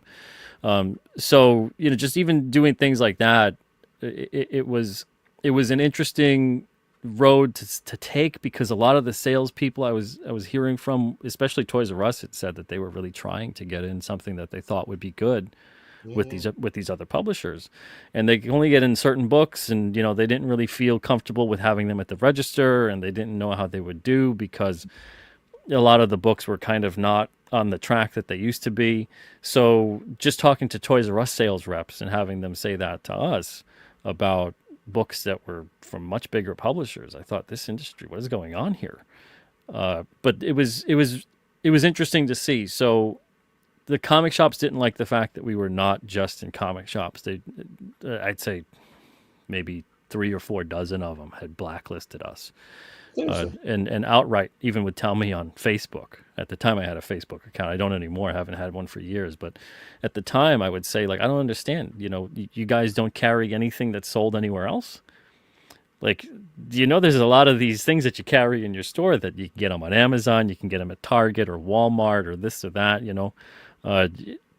We're no different in this scenario, except we are putting the product out with you guys first. And then 2 months later, it goes to wherever it goes.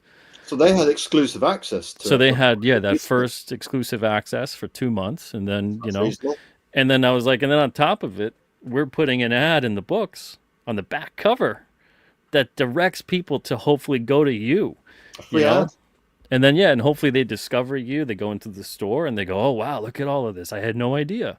Because that's unfortunately the thing, is that if you don't read comics already or know someone that does, like let's say if you're a kid, you're not really going to go to a comic shop unless you are seeking that out.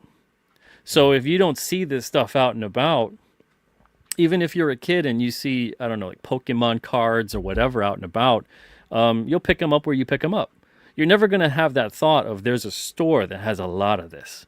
And you maybe won't ever have that thought. And maybe when you do have that thought, maybe it's too late for you to become a comic reader now because you're so ingrained in tabletop gaming or card games or collecting figures or whatever it is. You're never thinking read comics. You know, I did conventions where people would look at the comics and go, oh, they still make comics? I'd be at a convention, at a comic convention. And someone would pick up an issue and go, they still make new comics? And this is it, you know what I mean? And I'm like, well, we're at a comic convention. And they're like, yeah, but I don't see them out and about anymore, they'd say. So I didn't know they still made new ones. Yes, it's that out and aboutness. I mean, what do you think to maybe, is it something that you've unfortunately had to move beyond? I mean, for example, you mentioned the Walmart, where you think they've done the kind of DC stand thing, yes, and they're trying to get back in a little bit. Is that something that Alterna would consider? It's too much money for us to consider that. And like Toys R Us was a pretty affordable deal for us to get in at the time. But to make an impact, you have to get a register placement. So you have to rent the pocket, is what they call it. Really? If you have a dump bin, if you have a pop display, a point of purchase display is great. But sometimes when people get like the point of purchase display, but they put that instead, not at the point of purchase, but they put it in the aisle, you know, and then the aisle is buried and has no association. Like you're not putting it with the action figures, you're putting it maybe with magazines or books or something. That's no man's land. You know, you're not going to get that crossover audience that you need. So you're better off renting the pocket, the register placement, because at the very least you get someone that sees it. So even if they never buy it, even if they never pick it up, they see it. Sweets and comics plant the seed. So yeah, it's like, oh, comic books exist. You know, it's that kind of a thing. And then the more that they see something, it's like any other product. Like the whole point of advertising in general is to break that barrier of unfamiliarity. Yeah. To make you go, oh, I saw that before. I know of this. So when you see it out and about and you're ready to make your purchase, if you're looking for, I don't know, peanut butter or something, you're like, oh, I know this brand because they put an ad out or whatever, you know. And maybe you don't buy it, but maybe you look at it. And then maybe the next time you see it, you know, maybe if it's on sale, you pick it up, you read it, you know, maybe you still don't buy it. But then now maybe they don't have your brand in this day. And you're like, oh, I'll pick that up. You know, you've established a weird little familiarity of like, hello, my name is this product. You know, so that's the whole point of advertising. It isn't necessarily selling immediately. No. So it's the same thing with newsstand for comics. And that's what unfortunately turned off a lot of comic book publishers, was because they would look at their print run that went to newsstand and then go, well, we're only selling through like 40% or 30% of these, you know. We sent them 1 million. They only sold 300,000. You know, they would probably kill for that number today. I didn't think long-term big picture. But then, you know, Diamond comes along and they're like, well, yeah, you know, all those that you lost, what if you got paid for all of those? And then the publisher goes, oh, man, we're basically printing our own money. So those publishers in the 90s, they really took advantage of that market and of that distribution model and of the retailer and all these things, and it was endless gimmicks and endless pumping out book after book after book, and then that collapsed, and they call it the collector bubble burst, but it's really the publisher gimmick bubble burst. A poison chalice, because the snake eats itself over time. Yeah, people start realizing, like, wait a second, these aren't going to be worth anything. So the collectors, the people, wised up and went like, you mean my whole case of Death of Superman isn't going to be worth, you know, the 20 grand I just saw that comic go for? You know, I just got to wait 30 years, right? Isn't that what I got to do? And no, it's not, because not only were they overmade, but they were also doing it at a point in time where people were told, keep these nice and safe. You know, so condition was a big part of what made these things valuable. Before, they were disposable. It didn't matter. You read them, threw them away. You read them, gave them to somebody. Read them, you left them somewhere. You rolled them up. You couldn't care less about putting them in a bag and a board. So when you did find this mint condition copy hidden away in an attic of, Action Comics #1, now that's a big deal because it didn't really matter before. But if you put that out, exactly. But if you put that out at the height of when everyone is like, oh, these will be worth something one day. No, the reason those were worth something is because they established a pop culture icon on top of no one cared that they did that. No one cared to take care of them. Yeah. So it became this thing where you go, wow, this is a really good condition for this book that like no one really seems to have anymore because they're just not around. So you had all these different factors that went out the window when you had the 90s collectors come in. And condition is going to become something where that doesn't even really matter eventually. Yeah. Because it's drilled into your head, bag and board. You take care of them. Only some people are out there that are like, I can care less about bagging and board, and I'll just read them and store them, and who cares? But that's not the mass amount of people. It certainly isn't the collector market that they really fed back then. So when that collector bubble burst / publisher gimmick bubble burst, it really was the universe telling the comic publishers and the industry, don't do that. That's a bad idea. Get back to basics. Quality over quantity, and continue with that. And it did for a little bit, and then comic companies started getting completely sold out, and the beginning of the end of that mentality came when Disney bought out Marvel. So even though Warner Brothers had owned DC for a long time, they kind of understood, like, let them do what they do, and we're going to use the characters and the IP for other projects, but we're not really going to rule DC Comics with an iron fist. No. And then Marvel comes along, sells out eventually to Disney. And I mean, Marvel went bankrupt in the mid-90s and then had to sell a bunch of different properties. And that's what led to Fantastic Four movie and X-Men and that other stuff getting sold out to Fox and Sony and all these other companies. But you get what happened with Disney coming in and seizing ownership of Marvel Comics. And you could see that they gave them a couple of years before they said, okay, no more of that.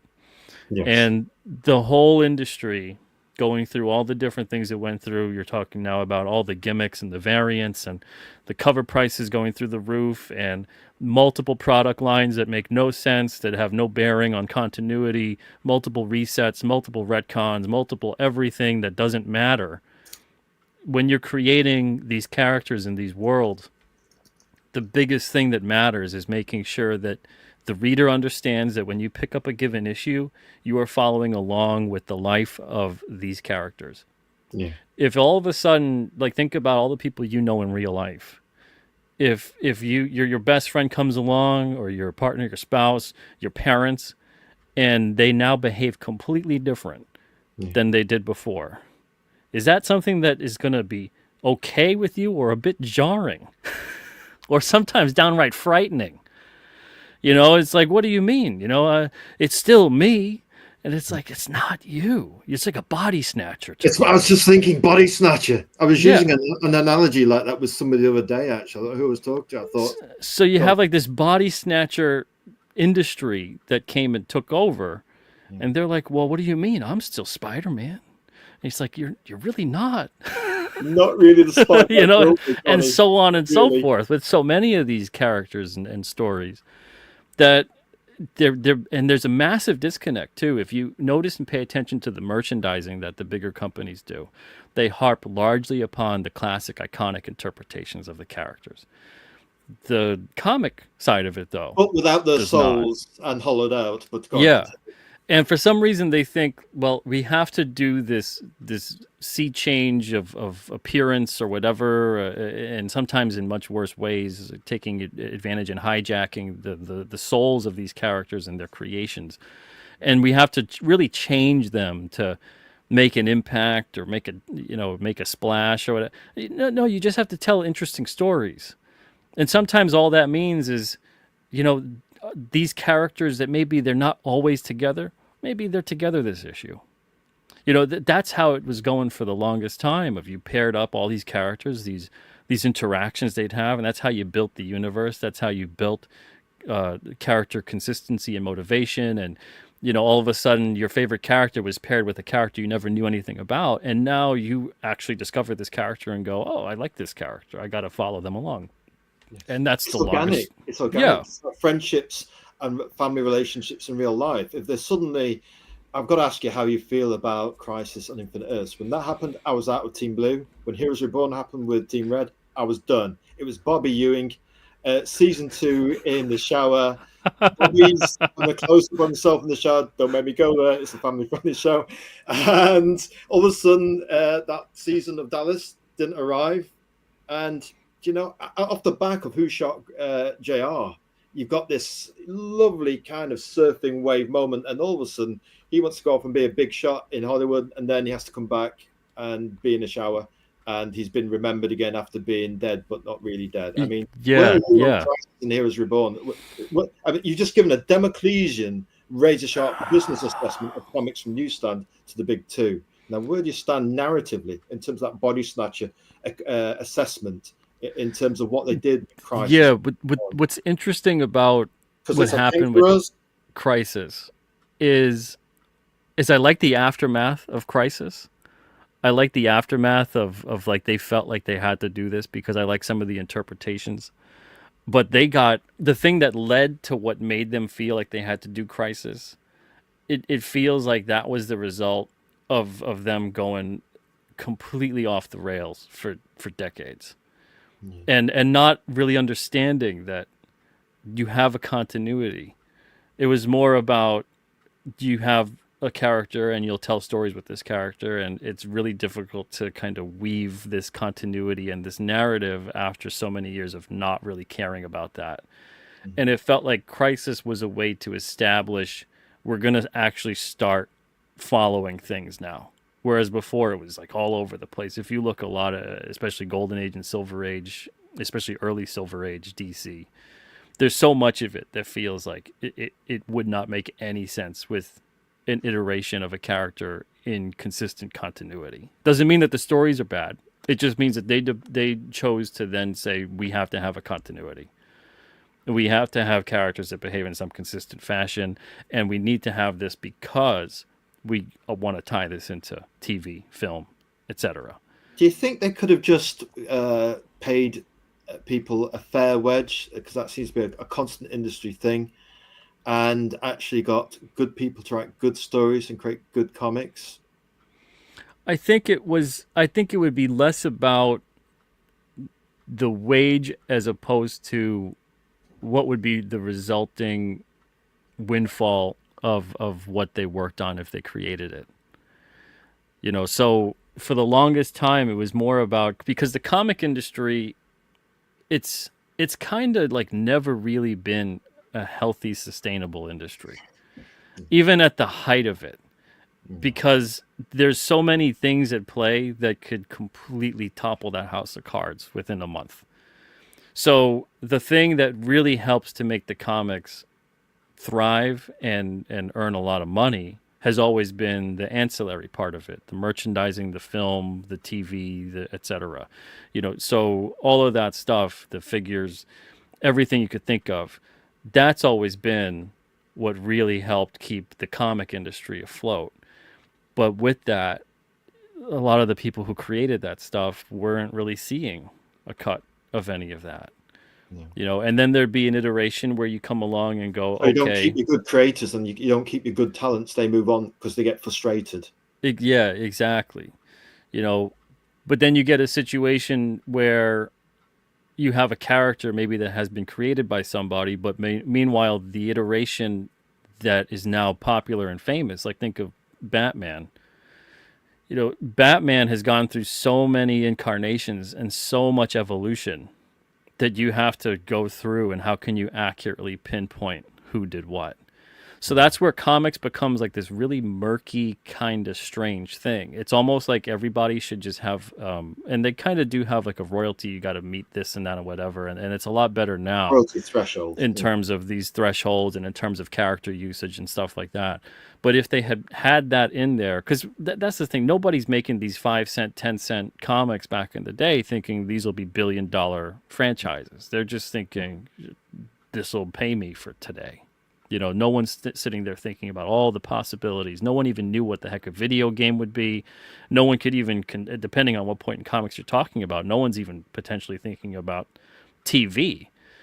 They're barely okay with radio at certain points in time. So it's easy, I think, for us to look back and say they should have done this, that, and the other thing. But what should have happened was when all of that stuff did come about, when there were movie, film, video games, action figures, when it was an explosion of this stuff, it should have been, when the creator would bring it to their attention, it should have been like, yeah, you're right, we got to give you. But that's not the way the world works. No. That's not the way big giant corporations and companies we've got work. potential to be grown up here, chaps, and think of the future. Even the sense. aspect of Image Comics, thinking about what happens if Marvel decides to say, yeah, you know what? We're going to make a creator-owned imprint. You don't need to form your own thing. You don't need to go away. Have your stuff here. We'll give you a bigger cut because you own it. Yeah. Now it means they have to also retroactively go back and give everybody else a bigger cut too, but maybe that's what they should have done. Yeah.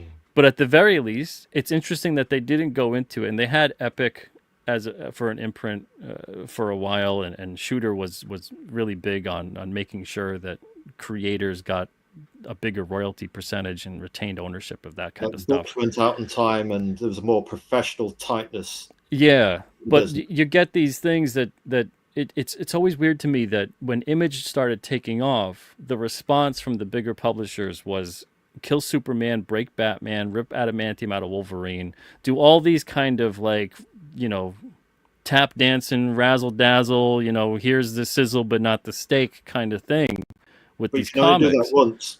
But yeah, and that was to get attention away from Image, to get attention away from the big talent that had just left Marvel and had kind of sworn off DC at that point in time. Like them literally having a meeting with DC to say, we're never going to work for you. And DC's like, you don't work for us already. What are you talking about?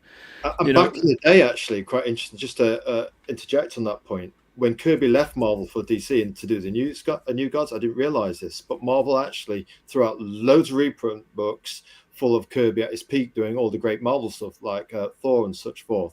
Again, to catch his audience. Exactly. Kirby versus Kirby. So it's interesting that at that point in time, and I mean, DC had Vertigo already, but, it really seemed like DC benefited more and acknowledged more that independent creator-owned explosion that was going to happen, and that they should also have something to ride that wave and offer to the creators and the readers.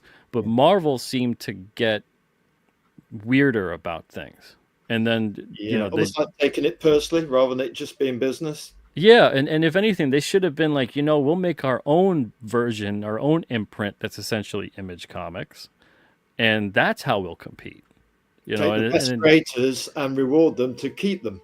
Exactly. Yeah. So there's been all these different times where it feels like the industry or the publishers or whoever it may be there were options, there were forks in the road, and it was kind of like what I was talking about earlier with stuff that I've done in my life, where it feels like no, you stubbornly want to keep going down that one path instead of actually taking a step back, assessing the situation, and seeing that maybe this isn't working right now, but there's a way to make this work and make it probably even better than you thought. And it's interesting that happened at that point in time in that way. And I think what had occurred with that, it sent the whole industry down another different path, and we've never really kind of recovered from that. It's weird how Image kind of both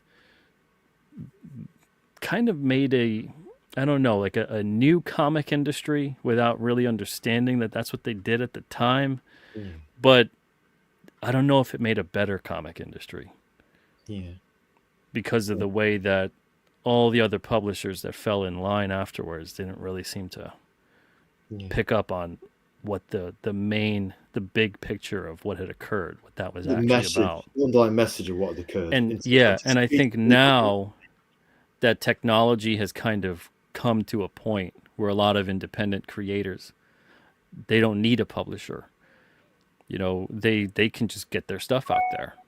And again, that's good and bad. So with the level playing field comes, there's a lot more noise to cut through, both for the reader and the creator. So it's about how do you do that.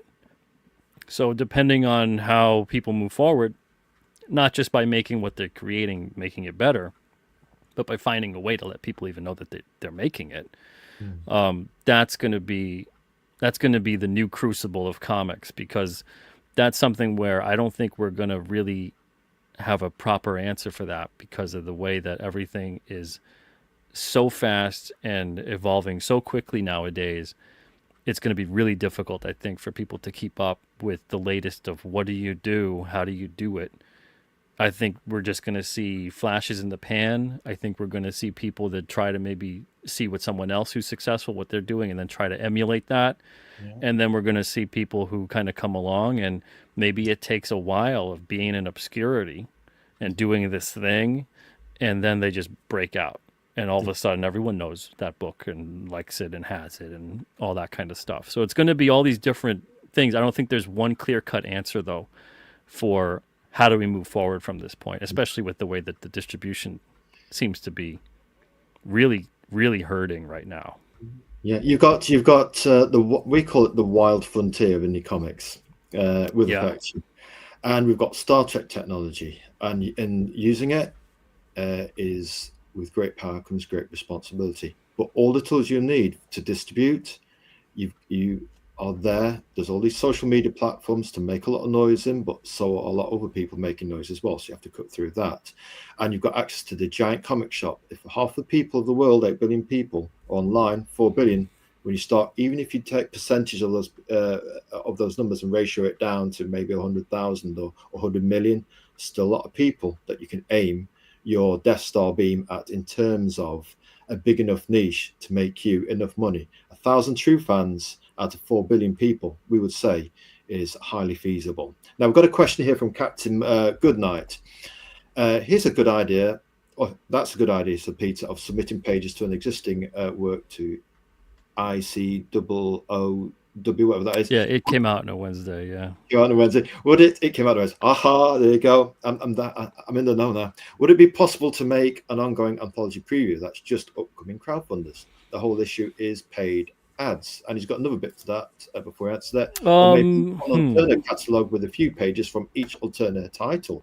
Each story from the 5, I think you've got 5 or 6 books up that are in the family. Yeah, would list a URL at the end of its full issue in the Alterna web store.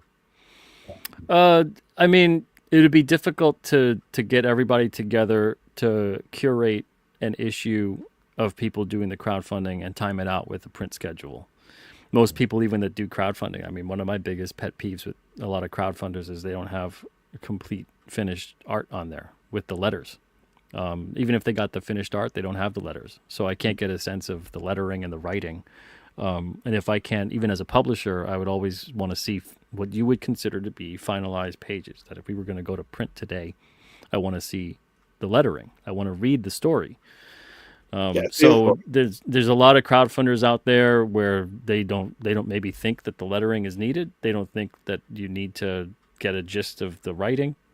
But I've backed one too many that I didn't get a gist of the writing. I went on the art and then having some faith in the writing that it would be good.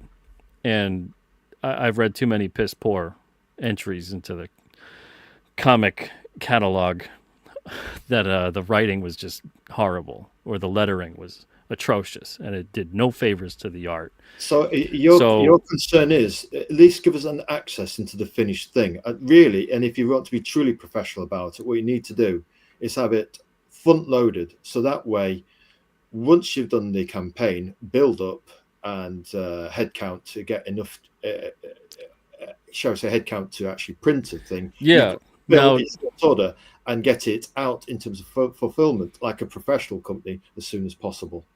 yeah, and that's the thing is when it comes to this, it's so the Wild West, and comics has kind of always been the Wild West, regardless of whether it was a big company or an independent. But when it comes to the crowdfunding and using like a campaign teaser and this and that and putting that together, um, there's just I don't see the commercial viability for it. And again, maybe that's just me not seeing it, but I don't see people wanting to pay to get previews that they could just get when they go to the crowdfunder itself. And then especially sharing that kind of stuff online, you know. Yes. Unfortunately, there's even been a lot of creators that I've published over the years at Alterna where they they can't wrap their head around that they need to promote their book, Yeah. that they need to put out, art and let people know that they made this thing, you Great know. product, but you got to make great noise. Yeah, so there'll be some creators out there where they make a comic and you go to their social media and you're confused if you're at the right place because they don't have anything that would even show their comic really. Sometimes you go to the X space and there's nothing on the book they currently got on campaign, and we find that entirely confusing. If this book means so much to you, why isn't it on a pin post? Yeah, Lots of stuff about it. Every day you want to be making that noise, turning up. yeah, and so it's stuff like that where it doesn't really, to put it very bluntly, I don't even see how that would benefit me. And over the years, I've never asked the question when I put something out, how does it benefit me? And after 20 years of doing this, It makes you and feel that way inside. coming, and coming to the brink of homelessness a couple times Really? because I've put thousands of dollars into people who did not follow through on even wanting to talk about their book. They would say, "You do it. I made it, you talk about it, you promote it, you get it out there." And I used to do that, and then I would get the resenting emails. Yeah, because People don't know that I made it. They think you made it. And I said, because you want me talking about it. So you become Stan Lee. So I became, default Stan Lee for a lot of the different Alterna books, but I would always tell them, you need to be the face and the voice of your book. I'm here to help you and guide you. Anything you need, we work together, we'll promote together, but we promote and do it together. Not I do this and you do that. Because what's going to happen is that one day you're not going to be with Alterna anymore, and the likelihood of you taking the readers that you got while you were here is very low. So you're not doing yourself any favors to cut the corner and say, but that's why I'm with the publisher. It's like, well, you're getting 80% of the profit, and you got 100% creator owner of the IP. Apple So you got Computer creator. give that, so you're very generous, Peter, because Yeah, Apple would give that to their app store developers. You were very So, generous. in a traditional publisher system, you really don't own the IP. That's why they can exploit it and do all these things, and that's how they'll make money and they feel more comfortable with it. I can't sell the film rights or sell licensing rights or do these other things. Like, that's the creator's work. Yeah. So I can't do that stuff. And that's something that creators over the years, they want me to be a traditional publisher. An agent almost. You're not an agent. Yeah, take on the burden, the brunt of everything and all the slings and arrows that go with it. And then they just make the book and get a big fat check. And the thing is, that doesn't happen. That's not a realistic scenario, and it's not a healthy scenario for them. So I've noticed that happens a lot over the years, which is why I've drastically curtailed my publishing catalog at this point. I can understand why. I've got a question here from Dave of Genuine Comics. He's very good at asking the questions and making comments. A friend of the show, as are quite a few actually that are returning. Love that comparison with people you know in real life that informs your work with King Cryptid, which we'll get back to. We've got some lovely interior art, which the first 3 pages that had is that hello, that Jerry Maguire moment in the elevator, or you complete me. When you grow up with characters, you know them, you get attached to who they are, family and friends. It's a writer's job to write that, not themselves. And all the stuff with politics, sex, and religion, which we do not speak about on this show. Like Dave says, John says of John's Long Box, it's all about the comics. We love that statement of his. He should trademark that. So yeah, we've got another one here from John's Long Box. Eddie is Doomed is my upcoming comic where love and rockets meets Christ on Infinite Earths. That should be very interesting, John's Long Box. Wonder how that's going to turn out. We've got hello there, away from Immortal Rising comic book. We've got hello, Aaron, from Dave. Hey, Dave. Hey, bit of a community feel there. We like that. We're still a new show, so having you the brotherhood and fraternal sisters in the chat, it helps. It's you kind of starting off. You become like ELO. There's more people in the audience than there are in the band. Oh yeah. So I remember that was said in the biography of those that I read. Characters like Batman had so many writers doing different things with him that he lost his own identity. Or the Batman with many coloured costumes. I mean, in one way, it's nostalgic, but keeping the integrity over 70 years of continuity. Well, I guess if it's just you, then it's easier. But when that's lots of people say, I want to make my impression on it, then things can get a little bit muddy. He mostly has his looks now, but the character needs mash depends on whoever writes him.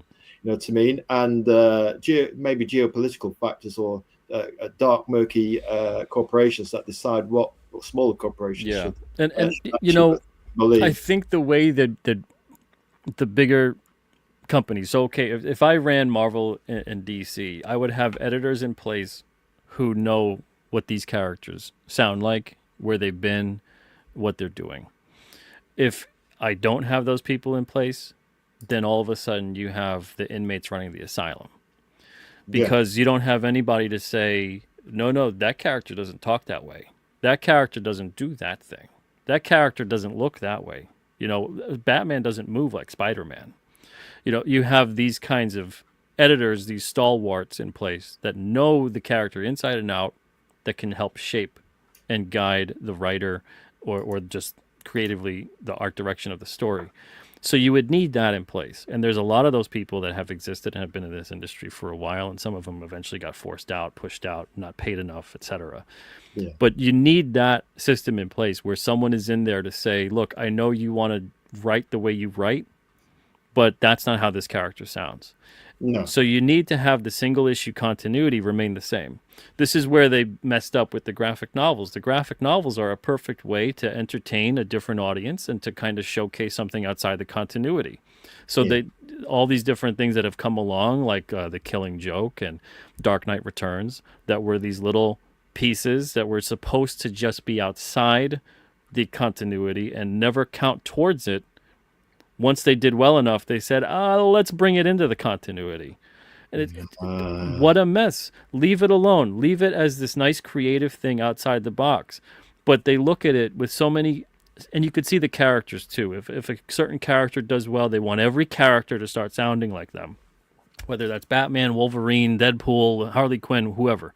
If a character does well, the company wants every character within that universe to be more like that popular character. But that's exactly what made that popular character popular, is because they weren't like everybody else. So now everybody suddenly becomes a mutant. The X-Men are popular. Everybody's mutant. Prince Namor is a mutant. So the whole thing is hinging upon the individuality of what makes these characters great. And if you diminish that, you water that down, you completely, tear it up and scatter it to the wind. Now all of a sudden you have characters that don't really resonate like they did before. And what's worse, now you don't have characters to play off that character who's popular, which is why that character's popular to begin with. So if Superman isn't this bastion of hope and light and, this kind of friendly regality that he has, if that's not what he is, and he's dark and brooding, and he's also just like Batman, when they interact now, it's boring. It's just like a yes. Okay, yeah, we're dark. You've just got this creation by committee monoculture. It's making money. But becomes, I shall say, our north guiding star. Money. But that's what makes it interesting when you see a Superman and a Batman interact. You see that there's a respect there. They go about things differently, and they did it great on the animated shows. Yes. The animated series, it was beautifully done with the episodes where they had a crossover Batman-Superman episode. Why they can't take that and they view it. And that's what's so strange too. A little tangent of how media made for kids, whenever you see it, it's always treated as if like, no, yeah, the kids will buy it, they'll believe it, they'll understand. But when you see it's made for adults, we got to give an origin story, we got to tell it linearly. How are you just supposed to know that Batman's a good guy? What do you mean how? You know how because you have them doing things that you go, oh, a good guy does that. And then you have the bad guy do things that, oh, the bad guy does that. But in adult storytelling, we try to be so nuanced to the point that it's painful. And you can't have strong characterization because we view that as, I don't know, it's not sophisticated, whatever bullshit reason we come up with. Classic Disney. Let's call it classic Disney. You can access it as a child, as an adolescent, and as an adult. So if you're a really clever writer, you become the Trinity. All those underlying foundational things, a child will figure it out. The cleverer Exactly. than you know. As somebody once said to me, he said, Kyle, push them. They get it. They can do it. Yeah, trust them. And he was in the profession we were in, he was almost like the master Yoda of what he was the best I'd seen at what he did. He was a great educator. Now we have something, getting back to King Kryptos. By the way, folks, that little bit of a detour through what we call Democlesian business thoughts and analysis of the industry, from the newsprint to the big two, or not so big two now, through the very own choices they made. And it'd be worth watching on Restream just to get those considered thoughts. The gravity for actually treading like a warrior through 19 plus years of running your own indie comics company, through the forge of fire. Now we've got some interior art here of King Cryptid, and I have to say, it's got everything for us. It's got black anchors. It's got nice coloring. You know what I mean? It's the lettering is super clear. Ospey, New Hampshire. They say that something strange and unusual has been in Point Pleasant, West Virginia, back in November 1966. A monstrous and mysterious creature that terrified the locals and captured the imagination of millions. It didn't matter whether or not the creature was real. The horrors that happened afterwards were real enough. And these events turned the creature into not just another campfire story, but a legend. Behold, the behemoth.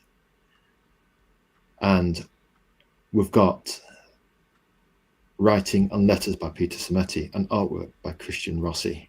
And that first page began our journey with Alterna Comics, because we wanted to go to the heart of who this guy is, who runs his own company, and has been forged in fire in terms of the market resistance he initially had, and the battle to create his own stuff while promoting other people's stuff and distributing it and promoting it, and taking very little cut for doing so, it seems.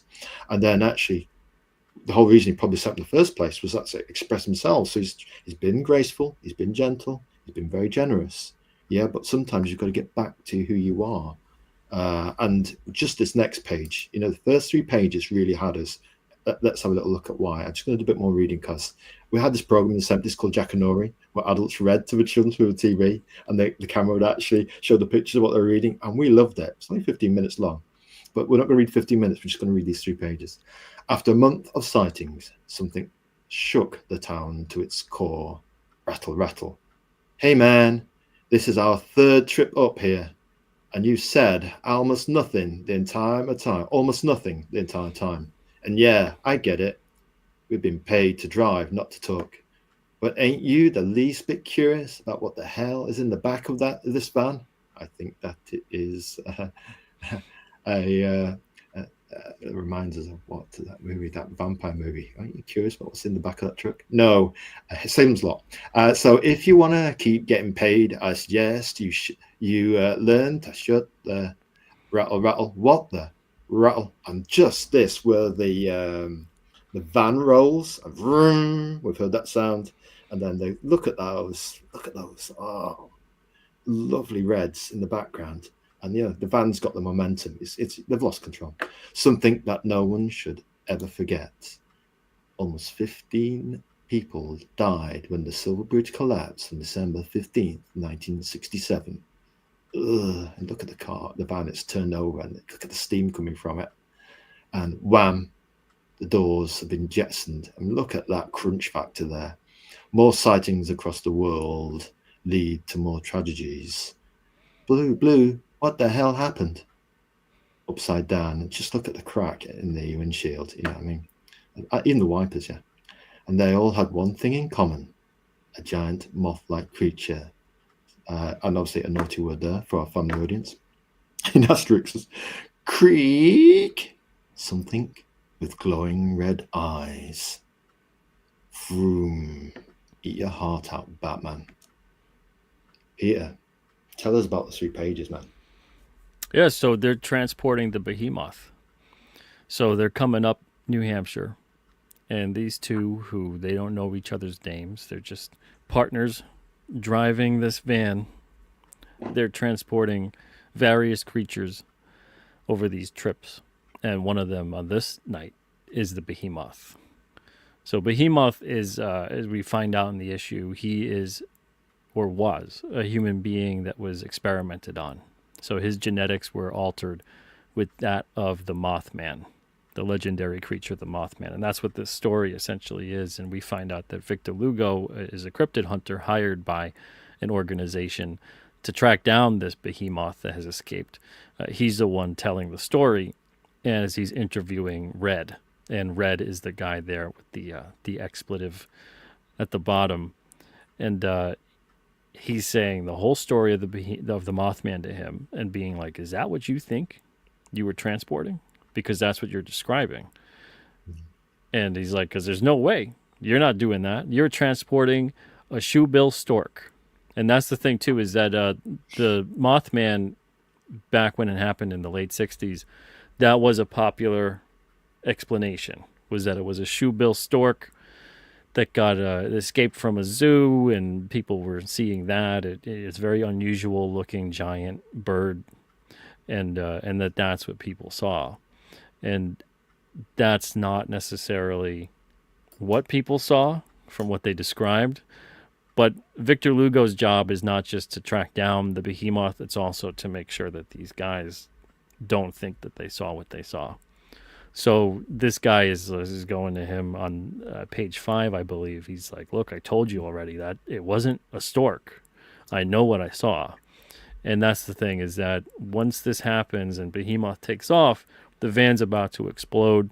And on page 4, we see King Cryptid. And King Cryptid actually takes both of these men out of the van, throws them to safety, and then he takes off. And very generously, actually, I think on your campaign or from your X page, you give people something like a 60 or 80-page preview of King Cryptid. Oh yeah. It's a 62-page preview. It has the covers, and it has like 5 pages from issues 1 through 9, and then it's got a page on issues 10, 11, 12, and 13.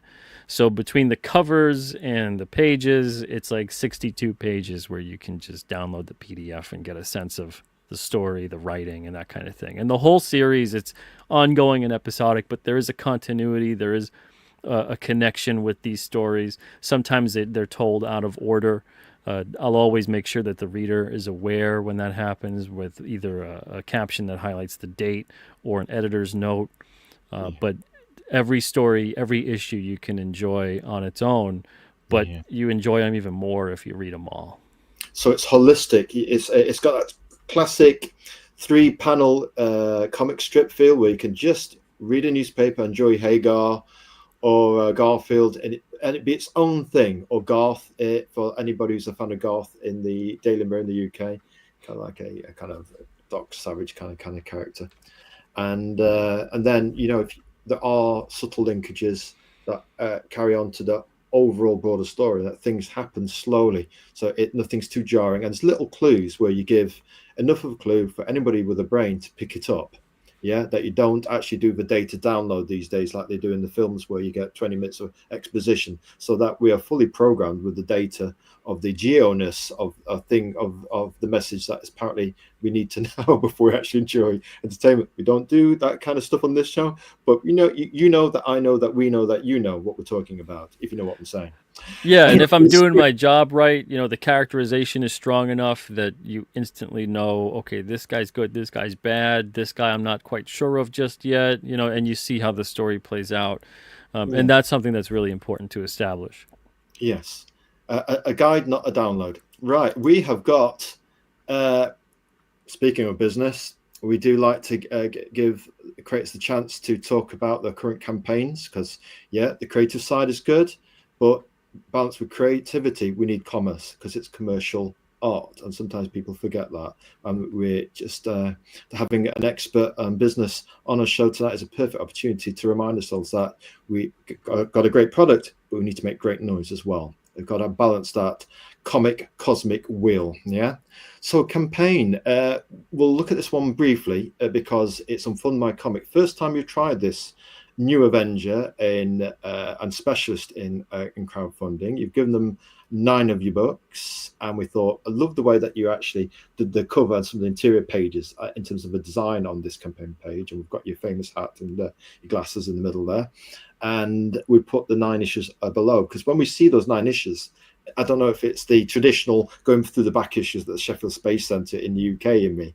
I think I've got to have them all. And now I do. I thought I've got to have them. I've got the first 4. I'll give a chance on one. Now I've got the first 4. Then I've got to get the collector. I had the rest. And I approach reading indie comics like eating a box of chocolates. I think I'll have the coffee cream first, then the orange creams. I'll get to the hard centers. I'll leave the caramels later, because if they're too hard, then the fillings might get wrecked. But I think I'll have the nutty ones. You get the idea. I don't expect indie comics to have the millionaire resources behind a multi-millionaire company that they've got everybody primed and efficiencies primed to get a comic out every month. I realize it might be every 2 months or quarterly or by every 6 months or even up to a year. And with that in mind, we try and pace ourselves when we read things. We read them in a few pages here, a few pages there, so that we've not demolished 9 issues and say, hey man, where's issue 10? And that's just how we do it. We're a little bit strange in that regard, but as Brits, we can't help being eccentric. So tell us a bit about your Fund My Comic campaign and why you decided to take a bet on them this time. Okay, so the Fund My Comic campaign it's over at this point. This was for a catch-up campaign for issues 1 to 9. I had it also on Kickstarter, and these issues are also on alternacomics.com. And the reason that I chose to put it on Fund My Comic and Kickstarter was because I had people that were requesting me to do so. Even though they first fund on Indiegogo, and then they're available also and simultaneously funding and also in stock on the Alterna site, alternacomics.com, people still, they wanted to go to the specific store they wanted to go to. So I guess in this case it was Fund My Comic and Kickstarter. And I put the campaigns up on there, just a very bare bones campaign for the first 9 issues of the series, and just saw how it did. We had more backers on Kickstarter. I think it was like 35 to 37, something like that. And then we had, I think, 11 or 12 on Fund My Comic. But it was good. It was fine for what it was. I didn't expect it to be huge numbers, because so many of these were already gone through Indiegogo or the Alterna site. But it was interesting, and it was a good experience to see people getting it that maybe normally wouldn't have got it before. So right now we got issues 10 to 13 that are currently funding on the Alterna site and on Indiegogo. But the Fund My Comic was interesting to do. So it's added another tribe of crowdfunders, which can add to the Alterna family of fans potentially. Yeah, hopefully, and hopefully where people get issues 1 to 9, most people did. They got the full 9 to catch up, and then I include a little let me put the big screen flyer. Up. See about that, the flyer. Hey, flyers, back in the day. You still doing flyers? Just a little flyer goes in with the order, so just in case they got for the first 9 issues or whatever, they could see it and go, oh, well, now funding is number 10 to 13. So hopefully they enjoy those 9 issues. They want to read more Adventures of King Cryptid, and they can do so by supporting the current crowdfunder. And we're getting like 4 to 5 issues out each year. So 4 or 5 each. So you got to the point where actually King Cryptid's almost, in traditional terms, is bi-monthly. Almost, yeah. Almost. Very good. We wish you well to get on that bi-monthly edge. You're doing very well. And just maybe paring back your support of perhaps people who didn't quite get how much you were putting into the comics, kind of rebalance that with balancing that with Alterna. You've got your core bunch of creators with the Alterna brand, gives you enough breathing room to perhaps get to that razor point. And then, things might even take off even more for King Cryptid. Yeah, and I'm hoping so. On issue 10, it's going to be a king-sized issue, so it's going to be a bigger than normal issue. We got some big story to tell there, and Keir Covington, who's a great artist, he did the art on issue 4 and on issue 9. He's back for issue 10. And then issue 11, we continue the story that's been going through issues 3 and 8. We got this one here with art by Alex Jovich, and this has to do a lot with aliens, UFOs, cover-ups, that kind of stuff. We meet some aliens in issue 11. Issue 12, we got a fun Christmas holiday issue. I got Bill Mouse on the art for that, and Krampus holds King Cryptid and Santa Claus hostage, essentially. So he's got Santa, and he's getting his revenge on both Santa and King Cryptid, but he's using Santa as bait to lure King Cryptid to save him. Just thinking, what's Santa done wrong? You know what I mean? Yeah. He got me a Commodore 64. I love Santa. That's the thing is, we all love Santa, but at one point in time, Santa and Krampus worked together. Santa was giving things to the good kids, and Krampus was doling out the punishment to the bad. And eventually, Santa kicked Krampus to the curb and said, "You know what? I'm gonna take care of the bad kids. You're a little too brutal." And he put him in a candy cane prison for 100 years using Christmas magic. And now Krampus is finally coming out of that, and he's getting his revenge on Santa and getting his revenge on King Cryptid. Now, what he's getting revenge on King Cryptid for, we'll find out in that issue. Alrighty then. I see. Go on. Oh, I was going to say, and hello to Ozymandias. Hello to Ozymandias. Yeah, and issue 13, we catch up with the Behemoth, and we got Christian Rossi coming back for that. And Behemoth we saw in issue 1, and we see what's been going on as the Behemoth also finds out about all the horrible and tragic things that have been done to it and its family. So we see Victor Lugo in the background there on the screen, and Behemoth is on the cover. He's in this big warehouse-looking lab that's kind of been junked up and torn asunder. This issue is going to leave Behemoth, with what he finds out, he's going to be put in such a state of rage that he's actually going to be tracking down King Cryptid to try to kill him. High stakes. We notice here on this page here, 4 new issues full of monsters, mysteries, adventure, and revenge, as you've just alluded to. This is your campaign on Indiegogo. We've got some more stuff to go through. Just here, we decided we couldn't get it to cut and paste as we wanted to, but we thought, no, we're going to leave it as a spreadsheet because that goes very well with our message of basically balancing great product with making some noise on the business side of things, which as artists we can be a bit soft and woolly on. A bit. Sometimes we can be away with the fairies. So you've got total raised, dollar amounts, and your percentage there. It says here total backers 367. I think it says here, just zoom in, the funding goal is a total across both Alterna's site and Indiegogo, so it didn't include Fund My Comic. The target was $15,000. Good numbers, but you say it's still on the edge for doing web press for traditional newsprint, yeah? And we got to get to about 500 backers so we can get at least 500 units of these printed per. So yeah, but I think we'll get there. It's just I have to make a lot of different considerations for the future. Got you. I see.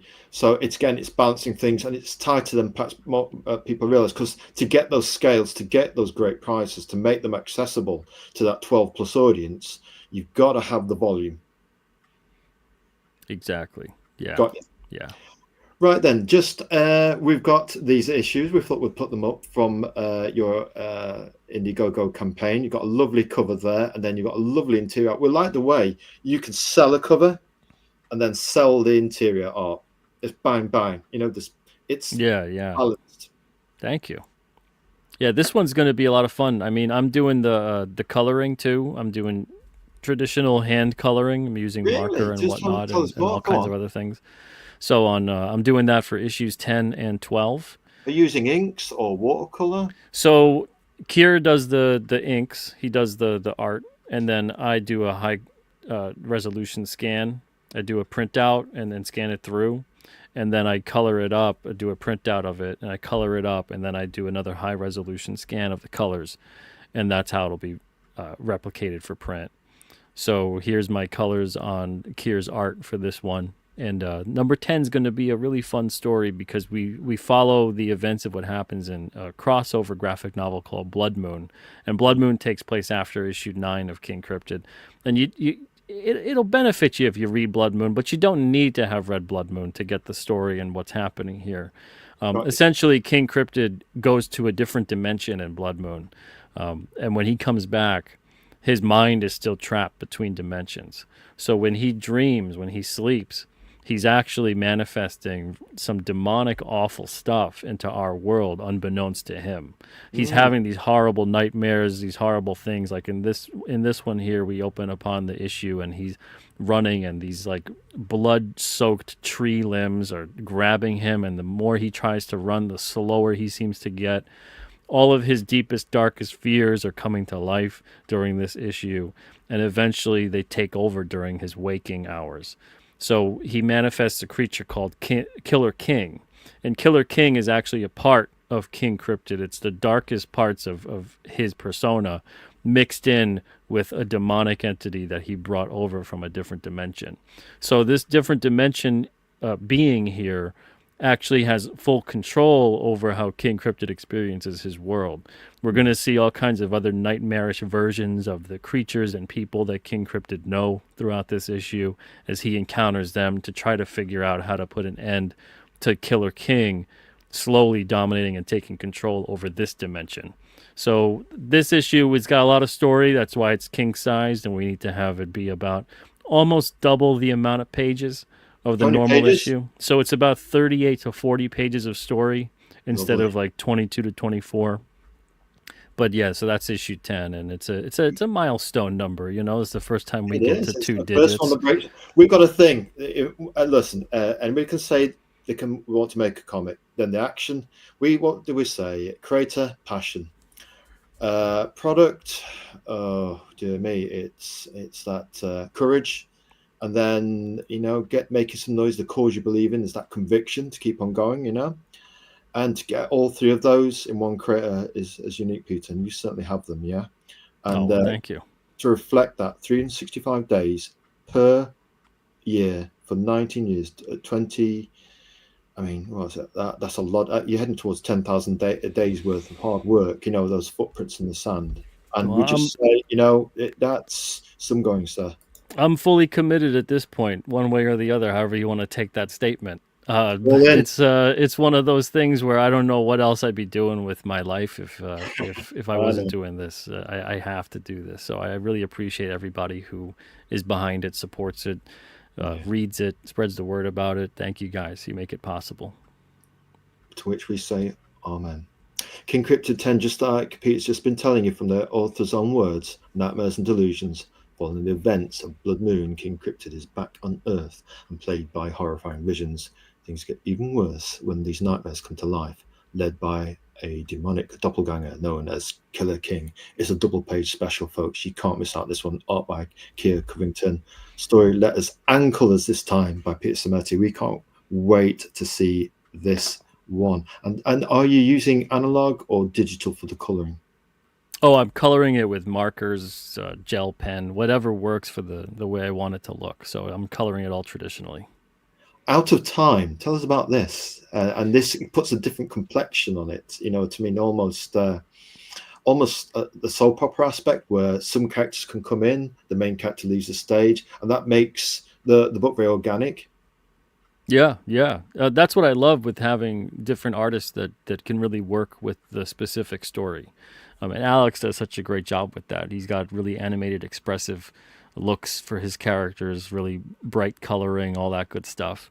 Yeah. And so issues 3 and 8 and now 11 all kind of center around a group of these 4 friends. We see them in issue 3. They're younger. It's a flashback to 1984. And then we see them again in issue 8, 3 years later in 1987. And it's on the night of Halloween when one of them gets abducted. And they get abducted by what we believe to be aliens. So these aliens are from Zeta Reticula. There's Zeta Reticulans here. And as adults, 2 of them, who we see here, we got Ernie on the left and we got Jeff on the right.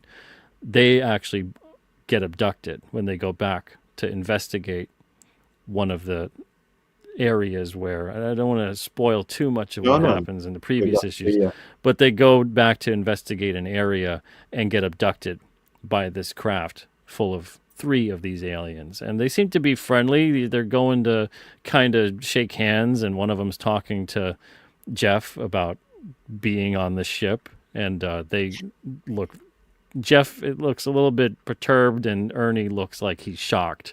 So the way that this issue plays out, we got on the front cover, we got King Cryptid holding on to dear life onto this UFO as it takes off. It kind of concludes right after issue 8, the way that plot was going.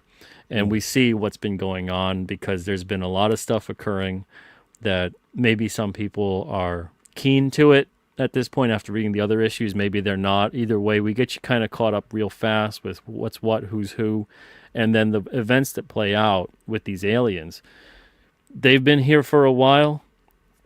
They've been used in ways that they don't necessarily, they're not aware of until it's too late by not necessarily the government, but by a group that readers of King Cryptid have come to be familiar with, known as Necro, which is the New England Cryptid Research Organization.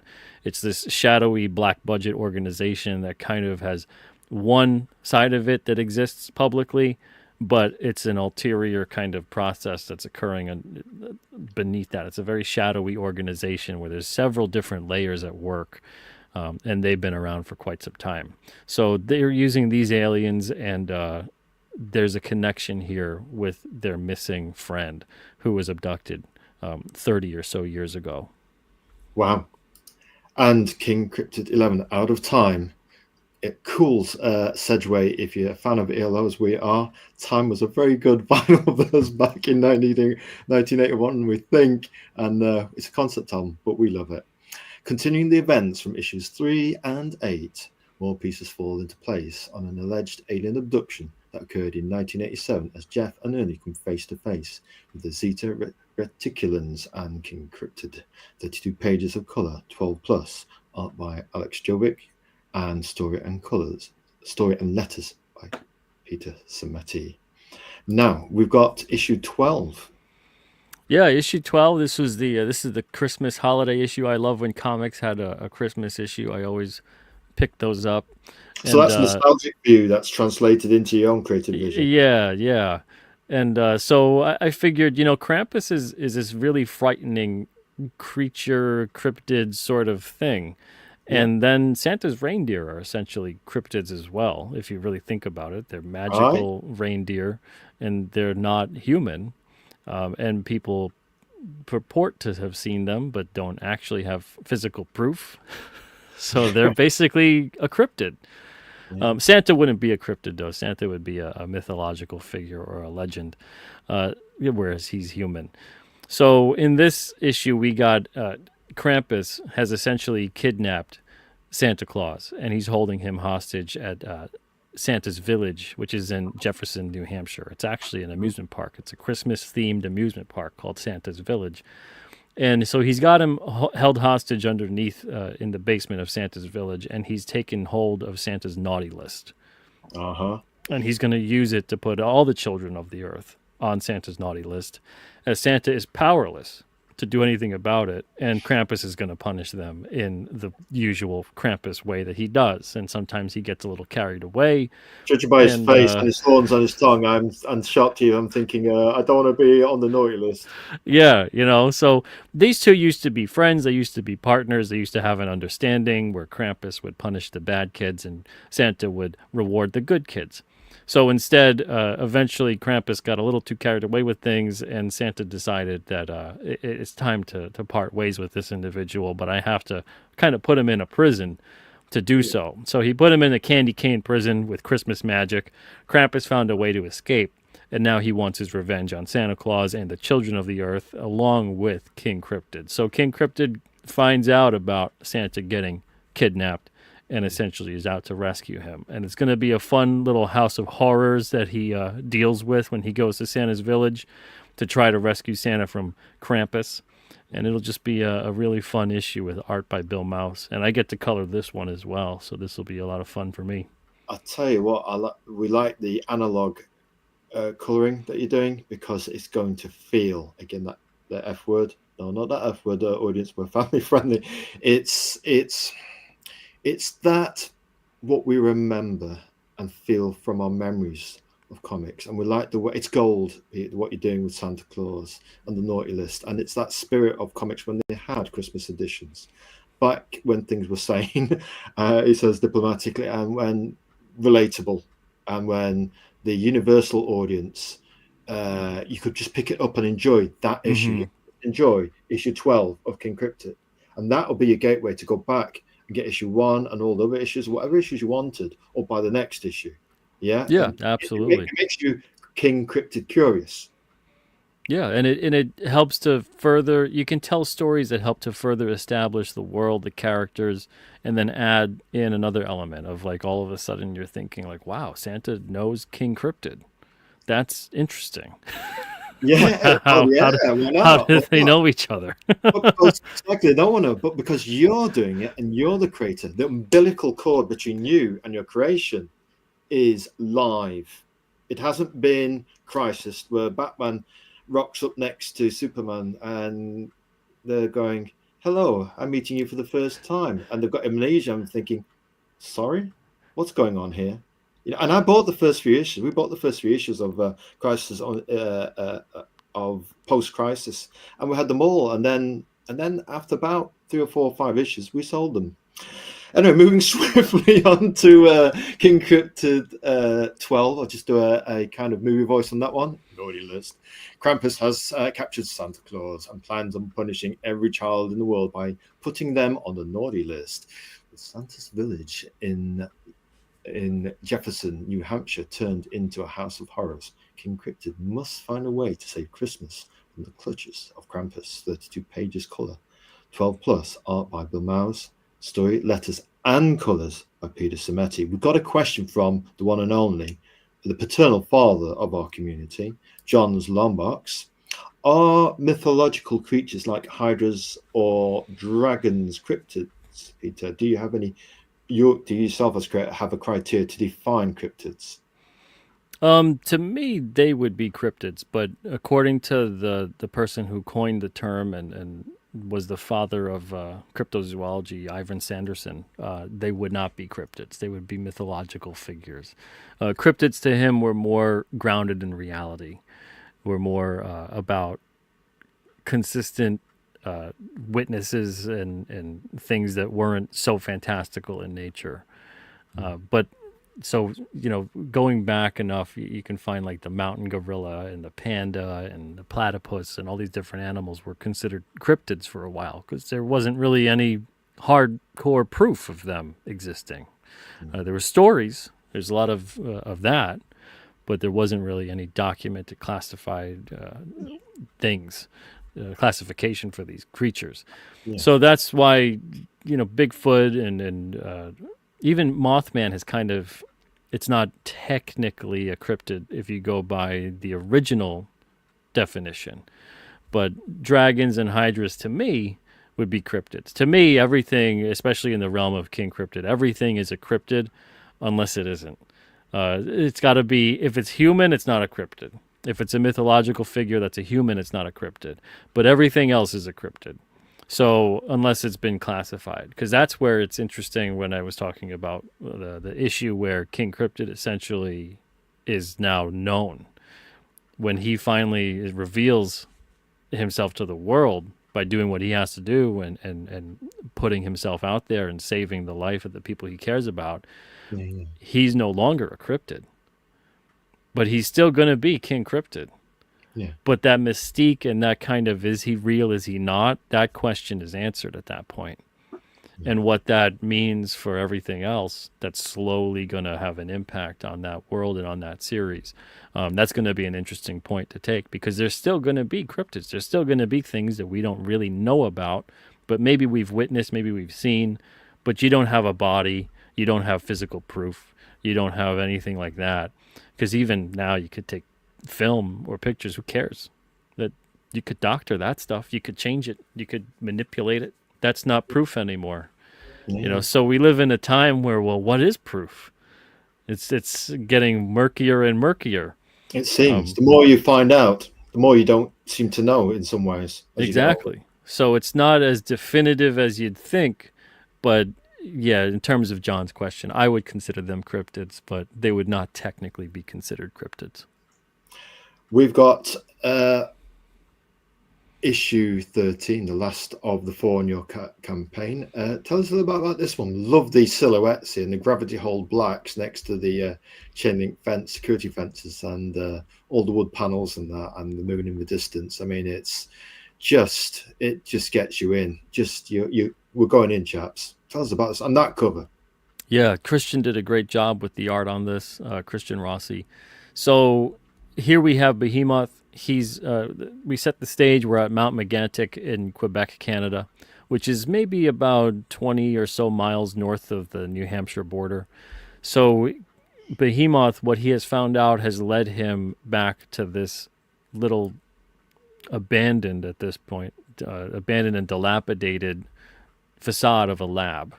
It looks like a big giant warehouse. It looks like it's really run down, all that kind of stuff. And he's going to find some of the answers that he's looking for in here. But things are going to take a horrible twist and turn when he does find out those answers. And that's the thing, is that this issue, we're going to discover more of what Behemoth has been up to as he's searching to see and remember even who he is, what was done to him, why it was done to him, and what has become of the aftermath of his family, essentially, too, when he discovers that. So he discovers things on this path that make him want to hunt down, find, and kill King Cryptid. So what he finds out from that, you'll have to figure that out when you read the story. I don't want to give too many things away as to why he's taking his anger out on King Cryptid.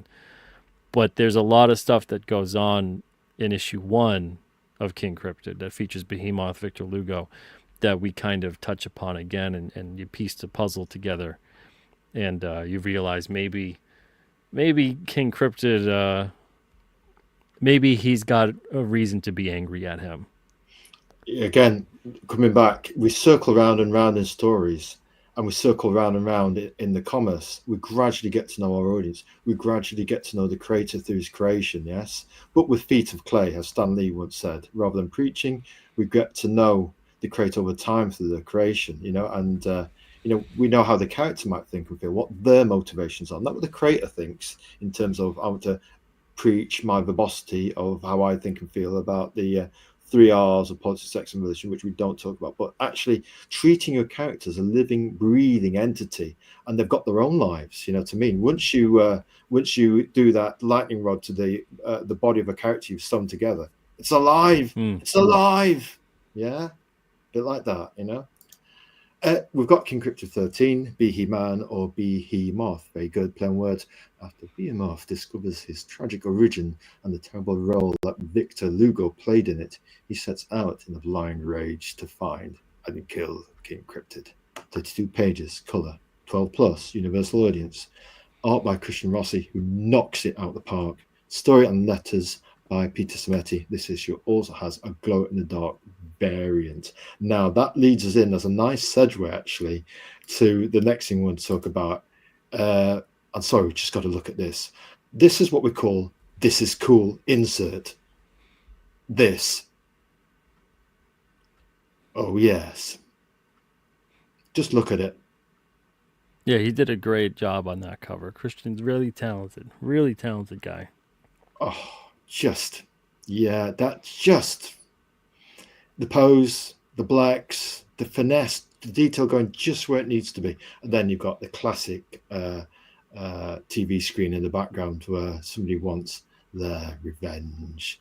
Oh, yes, we like that very, very much. Now, do you know, you mentioned something earlier about merch and it being the gravy boat, yeah? And one thing Steve Conley of Astounding Space Thrills once said was, yeah, my comic just, and this was just after year 2000, he said, yeah, my comic strip, it just makes over basic, you know, break even. He says, but I make, all my income comes in from merch. So let's say he makes just over 1,000 to make break even on his comic, but the 2,000 profit he made all came from merch. Speaking of which, folks, we've got the front covers, so we've got the variant covers in a sense, because is this true that the back issue, that the back of the issues have an alternative? I like Yeah. that cover. That's cool. Let me show you cool. some of the issues here that we have. So Cool. Let me put you on full screen so we can have a look at that. So here's issue 5, and then you flip it, and there's another cover. Oh, that is so cool. So you get 2 covers for the price of 1 book. So you get, here's issue 7, and this is Nick Hunter's art. Nick's a great artist as well. Yeah, yeah. Issue 7, and then on the back of it, I don't know about you folks, but if I'm at a convention table and Pete's behind it, he shows me that, I'm putting the cash down. There's issue 8, and then we got a back cover. Oh, those eyes. We have a thing about reflections. That's just a thing we have. So. Yeah, and then issue 6. Oh, yeah. And then we got a back cover. Absolutely. We're doing real-time selling here, folks. You're getting stuff through. Oh, yeah. And then this one's a lot of fun because these Puckwudgies shapeshift, and Keir did a great job. He recreates the whole image. Like the eyes and the guys in the front and the Maniac books. Yeah, very good. So there's almost a sense of the front and back can be portals of narrative. Yeah. Connect the inside so you can go in and go out and get something. And that's exclusive to the King Cryptid series. That's the only one at Alterna where I have a front and a back cover like that.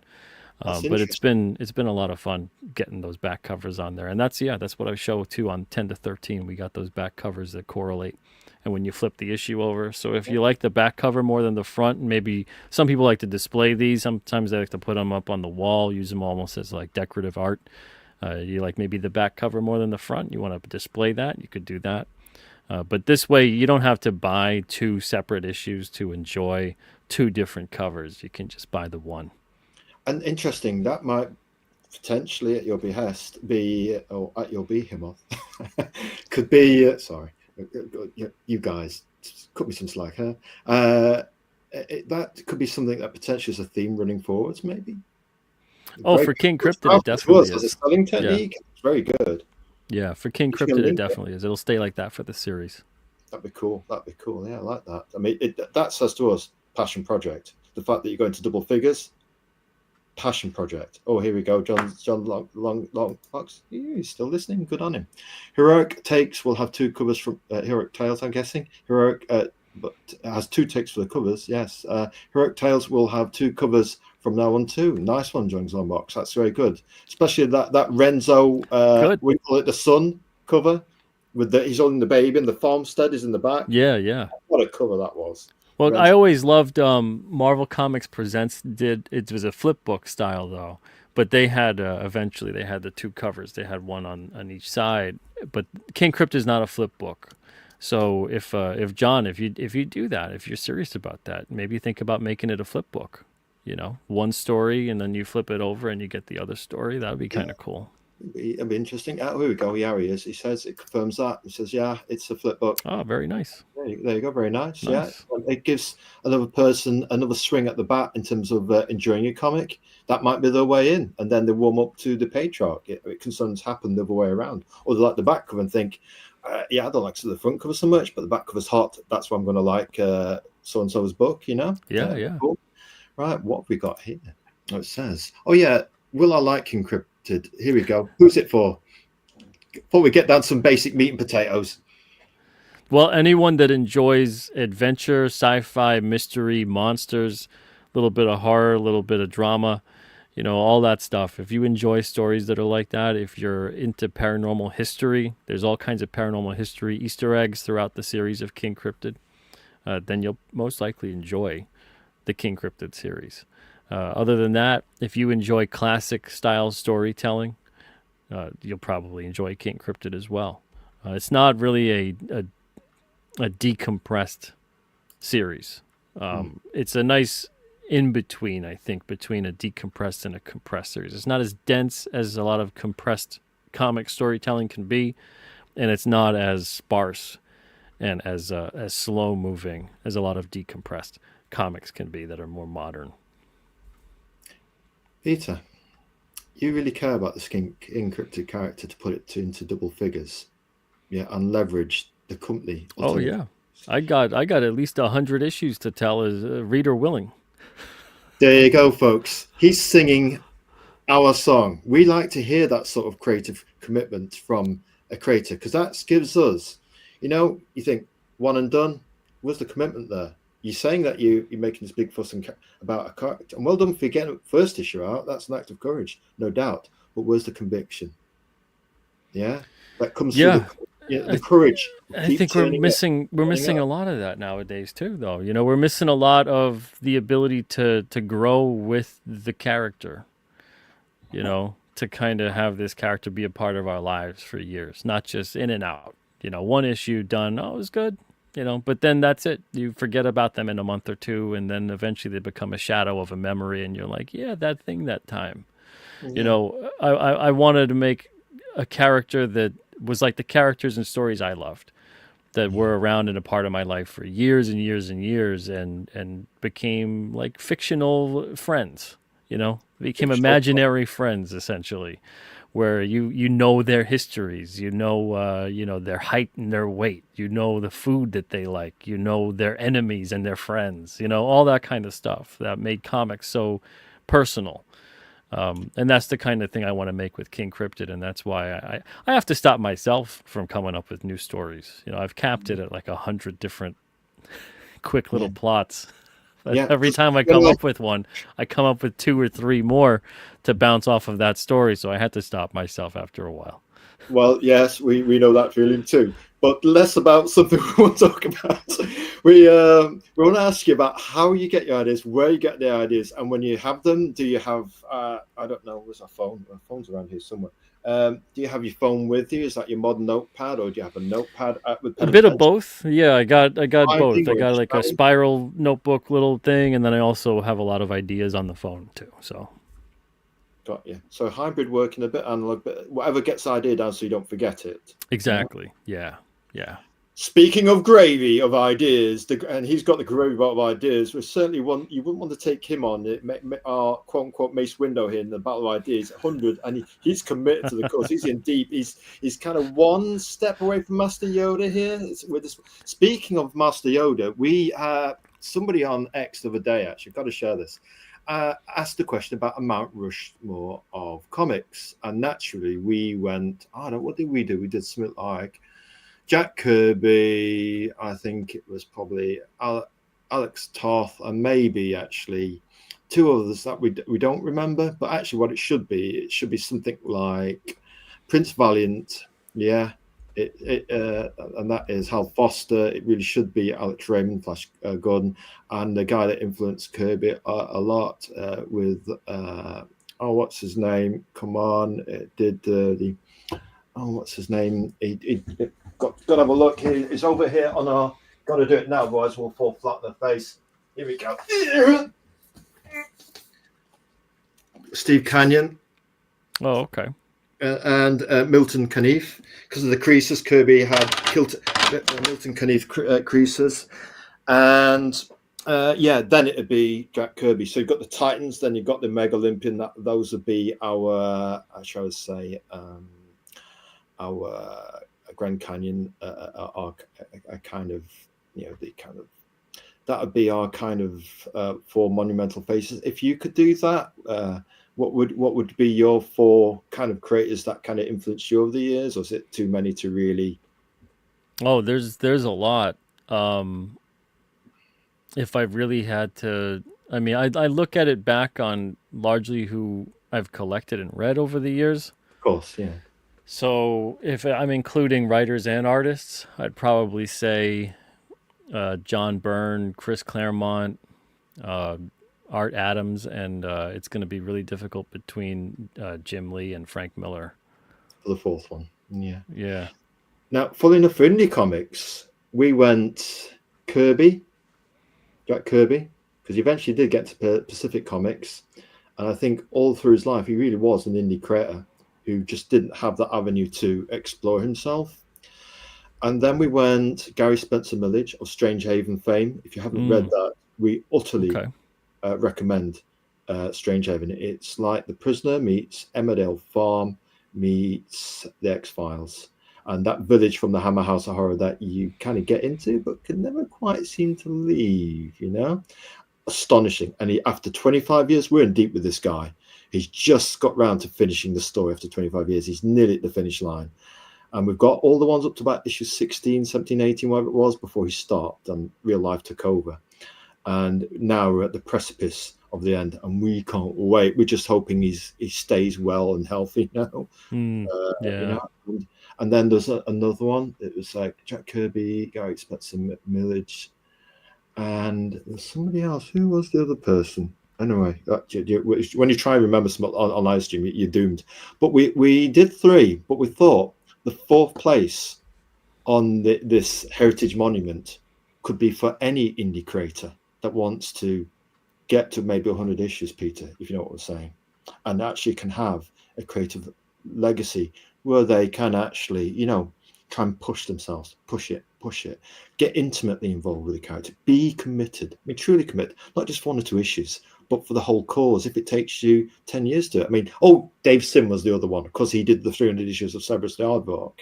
I mean, you're doing 300 issues or anything, you deserve a bit of credit, you know what I mean? So it was Jack, Gary, Dave, and then we think the fourth place up for grabs. And in terms of the current indie comic landscape, I think grabbing that fourth place on that heritage monument, you've got a good as chance as anybody, Peter, of making it. And we can say that looking right into that green light, connecting with our audience, no blinking. Amen. We'll see. Hey, it's well, that's good. Well, that's Your words, not mine. My words. We know you would never say that. But we have to say though that the beauty of the wild frontier of indie comics, we can be running towards getting that plot of land, and we can map out our own tapestry. Yeah. And that fourth base is up for grabs, folks. Right, now we're talking about the gravy and the full Monty. Let's do this. It's all about the merch, folks. Tell us about the merch, Peter, because yours is completely different. It's got that kind of almost, the old ads merch feel of old comics, but kind of new. Yeah. I mean, we got trading cards, T-shirts, posters, prints, collector boxes. We got all kinds of stuff. The glow-in-the-dark T-shirt is always a favorite among people. We also got one that's more of a classic, regular style shirt, and I've got my art on that one. So it's interesting to come up with this stuff, see what we could do. It's a lot of fun. It's like a different way to be creative with it and see what people respond to. The first campaign had like tote bags and stickers and pins and all kinds of stuff also. So we got a mug on there, like a color change mug that you could get. I got a puzzle. I don't think the puzzle's available anymore. That was a limited time thing. But there's all kinds of great stuff that we have on the King Cryptid campaign. We got a lot of merch on the Alterna site, so if anyone wants to take a look at that, you can check that out at alternacomics.com. So you've got lovely black and white, crisp black and white. You've got a dark T-shirt. You've got a lovely poster with lovely crisp. We call this the meticulous exactitude in terms of detail on King Cryptic there. A kind of day one backer bonus there. All physical perk backers on October 30th, midnight Pacific, will receive this 11 by 17 A3 poster art by Keir Covington. He can certainly handle himself around the old drawing table there. And Victor. Oh, yeah, he's great. Oh, yeah. I mean, and that trading card as well. And we've got to go to the next slide because you're on fire with merch. I mean, if other people in the comics community learned as much about merch as you did, they'd make goal for their campaigns. Yeah, you've got here trading cards. We the Homer donut face. That's how we feel about trading cards. We've got a Defiant Warriors of Plasm, entire graphic novel made out of trading cards. We had to open boxes of these things to get all the cards. It was, and you think if we don't get that one card, something's going down, man. We're going to lose it. Somebody's got off the viaduct, and it ain't going to be us. We need every last one. Wow. Yeah. So tell us about King Encrypted and the trading card thing, because almost nobody else is doing this kind of thing. And you've got the folder. Yeah, I could actually I could show you some of the stuff that we have. So here's the binder. There's the King Encrypted that binder. Look at, I tell you what, let's put it on the large screen, Peter, so we can see it. So there's the back. Whoa, of and it. there's the back as well. Look at that. We got the front. Almost like a kind of Frank Miller black and white. Who's the artist on that? Nick Hunter. Yeah, Nick he Hunter. does issues 2, 5, and 7. And then here are the cards. So the cards all have the covers. And then they've got tidbits about them. So on the front, like how I showed you before, each issue's got a front cover and a back cover. Oh, with like narrative and stats and stuff like that. Yeah, so on one of them, it's about the issue. Got you. And then on the next one, it's about the cover-up story from Necro. Got you. Yeah. So you get to read like what the issue actually is about, and then you get to read what the cover-up classified file. Classified data. So almost like your quote-unquote X files or your encrypted files. Yeah, and sometimes you get to see, how far off are they? Are they close? How much are they covering up? So it adds something extra to it. And then we got like trading card sized prismatic stickers. Prismatic stickers. Oh, like stuff you would have got out of like a vending machine back in the day. Man. And then just a bunch of extras on here. So there's lovely. Kind of like a chase card of Victor Lugo, and then we got a glow-in-the-dark series of sticker cards. Lovely. We'll have 9 of those each. So yeah, we got a die-cut card. Cool. And to me, is this, you've got a set amount in your head of narrative and revelation files for these trading cards per issue? Yeah. So then at the end, let's say you're current with issue 13, they'll almost fill up a file in a sense, or a binder. Yeah. So each issue has 2 cards associated with it for the front and the back cover. So each series of them that gets released has that amount. So issue 10 to 13, there'll be 8 cards with that one. The prior campaign had 10 cards, and then the one before that had 8. So we'll be up to like, I think, what is that, 26 or 27, something like that for cards. Yeah. And then the Alterna cards, we've got these that have like this big connecting background. All right. So and then these have the rest of the family of Alterna Comics, yeah. Yeah, and then these have stats on them. Stats. Oh yes. And then anybody had top trumps in the 70s? Go on. So now we're up to Behemoth right now, and then we've got a bunch of other cards that'll kind of connect throughout, and then we've got a foil set. It's going to be a 9-card set. Foil set, very nice, lovely, love it. So we have fun with the trading cards. I tell you what, it's very hard not to geek out at this moment. So you can't see us here, but we're actually sitting on our hands and we're needing gaffer tape for the mouth. But we just pay attention to what you're saying about the trading cards. Just, hey, who we got in the house? We've got a female that's having the show. You see, Indie Comics isn't just a men's only club. You can't throw that one at us. Those days are long gone. We've got we've got a lot of female readers. Lot, actually. And here she is. K-pop junkie, the killer queen, actually, of Indie Comics promo. For those creators who are off goal by maybe about 2 days worth of work, she puts them into turbo mode and will promote them with 2 days to fund. And with, I think, one of the people she had on the show, they were about $1,700 away. And she kind of sent them over to us, and we did a bit of promote for them as well. And we actually clobbered the last $1,700, which is impressive. So K-pop, oh, that's great. Fantastic. You are doing a public service of renown, and people like you are gold and make the indie. Hey, rising tide lifts all boats. Yeah. And absolutely. Yeah, absolutely. Thank you for doing that for people. That's great. I hope that made sense as a compliment, K-pop. Sometimes we go off into a vortex of whatever the hell we're doing, you know. So woo woo woo for indie comics. We say so. Yes, we're all trying to get our little plot of land in the wild frontier, and we've got a laugh out loud from K-pop. It's all right. Compliment. Hey, it doesn't cost anything to give somebody a gentle word of praise and encouragement. Far better than all that kind of drama outside comics. What we're focused on this show with our resident Jedi Master Mace Window indie comic expert, he would say so, but we're saying it because he won't, is that 20 years, a long time, in just a handful of words to say, great job, Peter. It's, our guiding star is that. And as John Longsbox says, it's about the comics, what's inside them. And hopefully tonight, this visceral interview will show you kind of what indie comics can be. Yeah, what indie comics can be. Absolutely, yeah. And thank you for having me on. I appreciate it.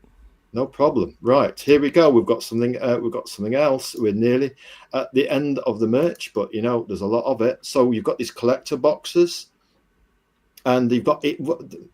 Sorry, trying to stumble over words here. You've got these binders, and the year after year, and we like that the way it fades to grey, and the attention to detail on these things, business detail, but creative detail as well.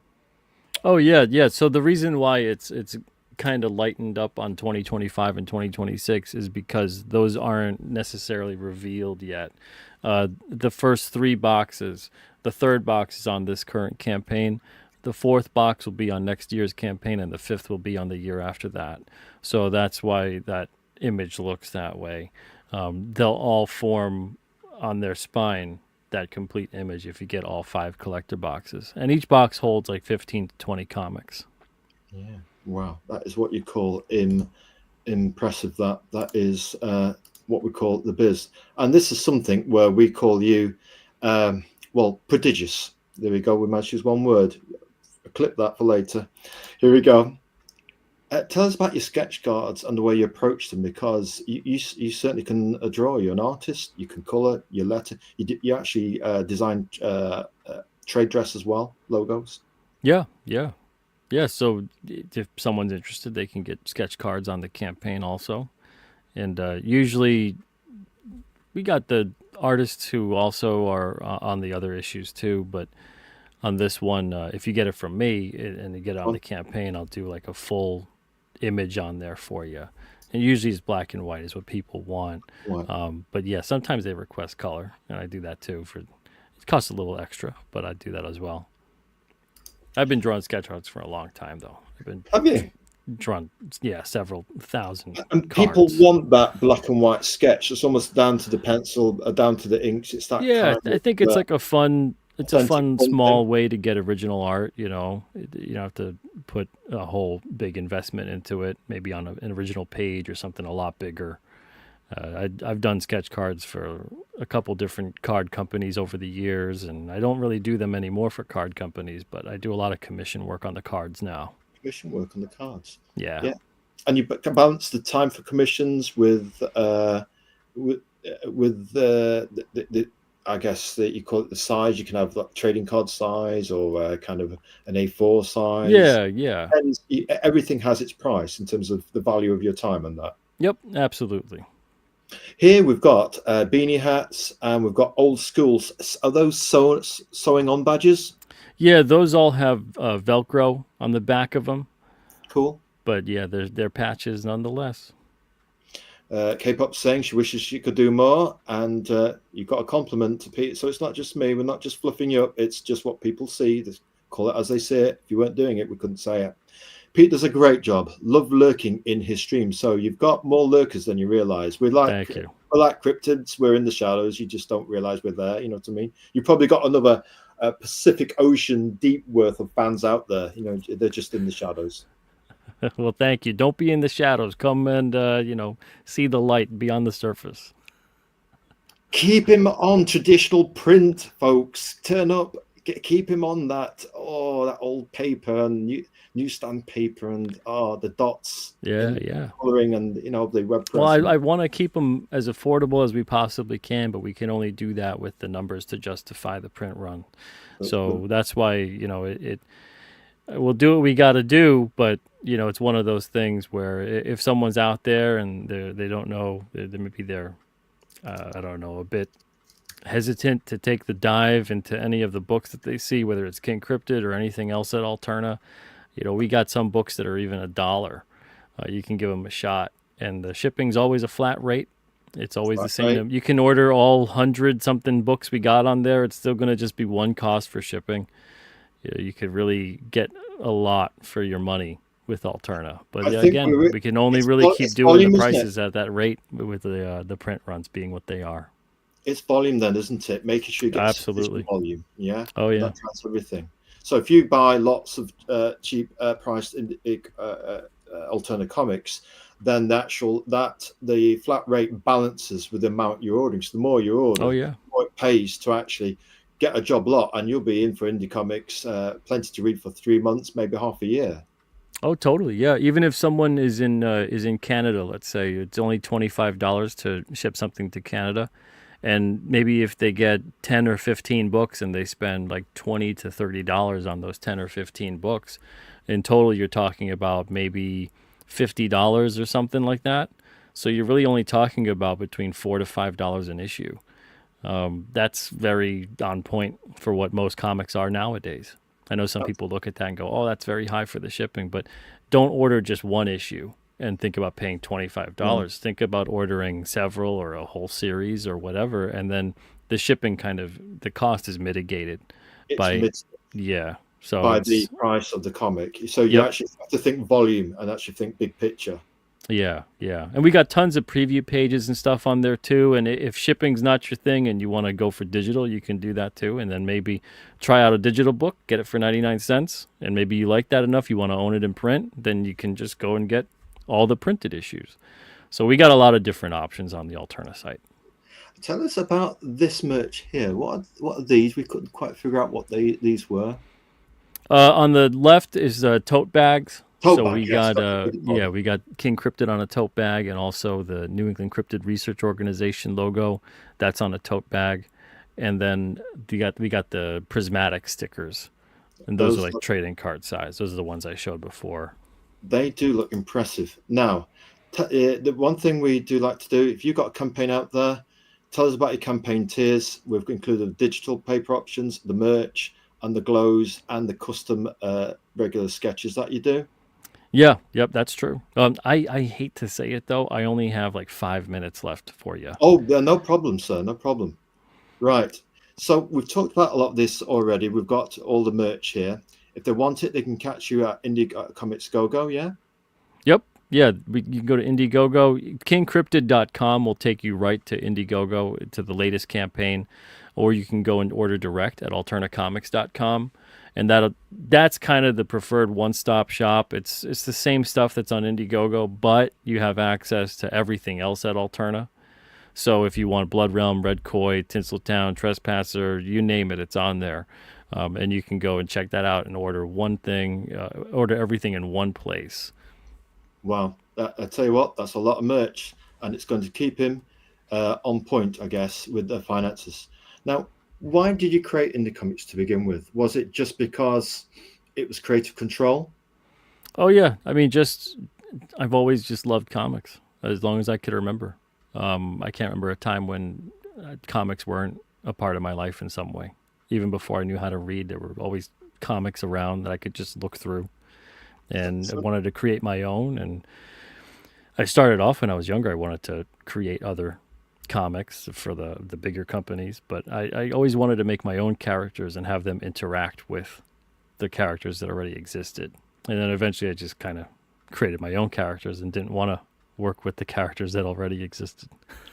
Being your own man, which seems to be a regular theme on this interview, and I think we like you more for it, Peter. Now, what advice would you give to aspiring creators? On this show, we have a motto: we listen, we learn, and we share. We'll see what other people do and maybe learn from it. We've got an expert on the show. What advice would you give to aspiring creators?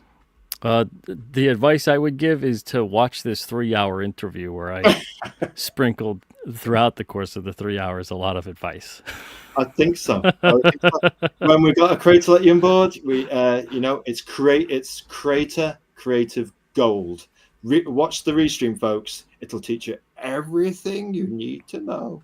Absolutely. And some that you probably don't need to know and didn't think that you'd need to know, but maybe you enjoyed learning about it. I think we did. Now we've got to ask you, what superhero would you be? What superhero would I be? Oh boy, King Cryptid. We expected nothing less as an answer. We've got some very quick bonus questions. I think we can do the 5 minutes. Here we go. We're going in, folks. What got you into comics? Well, comics, wasn't it, really? Definitely the art. Definitely the art. And I still think the art is what gets you into the comic, and the writing is what keeps you there. The writing is what keeps you there. Sage advice. Now, what do you like about indie comics? Is it just being your own man? You seem to be your own guy, and again, like we say, that's I think why people kind of gravitate towards you. Yeah, I think the freedom of it, the creativity behind it, feeling like you can kind of create whatever you want, and then you let the audience decide, and they can be the ones that shape how you move forward with that. I like that aspect of it. Speaking of which, what are your plans for King Cryptid and Alterna going forwards? Lots of books and lots of stuff. Lots of books and lots of stuff. We like that. We think so. I mean, what are you fulfilling every campaign? We're looking at thinking this 360, 400. It's like you were saying things like on X, like I've just packaged up 300 things. We're thinking, with what time? With all the other stuff he does. Oh yeah. All in. Is it having days on the current campaign? I'm like 20 away from wrapping up. I think 1,084 backers or something like that on the previous King Cryptid campaign. So it's been a lot of fulfillment, and within a lot of those guys, they order a lot of books, and I got to cross-reference all the sites too, because I like to ship everything out, when I can. So sometimes people will order off of the Alterna site, but they also back the campaign, so I got to make sure I combine everything and get stuff out. Sometimes they'll order something from another campaign, and maybe I have it in stock, like it's a shirt or a print or whatever, and I'll ship it early to them with their current thing that's going out. So I always got to make sure I'm shipping out as much as I possibly can. And sometimes people get, surprised by that, which is good. But yeah, it's a lot of stuff. It's the easiest part of the job at this point. Speaking of a lot of stuff, somebody needs a lot of energy to keep packaging out 1,000 units of anything. What's your favorite kind of stuff to eat? What's your favorite pizza, Peter? Just cheese pizza. Cheese pizza. Extra cheese? Sure. And I'm pretty basic with my pizza. Hey, I understand that feeling. And is there a sniffer thing going on? Okay, we'll behave. Right, so moving swiftly on. So it's the comics thing from earlier, folks. You'll know what we mean. Listen, could we you do us a favor? Could you be King Cryptid for just 20 seconds and read this? Oh, Kyle, I'm really sorry. I gotta go, though, buddy. Yeah, I gotta go. Look, we'll cut it out there. We'll behave ourselves. Look, right. Where can they find out more info? We'll spare Peter this. Basically, you've got your X and Twitter, Peter Simeti. You've got your Indiegogo campaign, which they can read off this stream. You've got Fund My Comic, which you've got the 9 issues on, and you've got Alterna Comics, a brilliant website as well. All we can say, folks, is I thank you very much for being our special guest, Peter. We wish you very well and Godspeed. You will not need luck. You've got what it takes. Peter and King Cryptid, God's speed and God bless you. And thank you for the grace of your special and valuable time. We know it's valuable because you're a very busy man. And all we will say now is please like, comment, subscribe. Every sub counts. It creates a bigger community to amplify his, and your indie Absolutely. Content. And a graceful goodbye. And here goes the outro trailer. And thank you very much, everyone. Thank you. Thank you, Kyle. Appreciate it.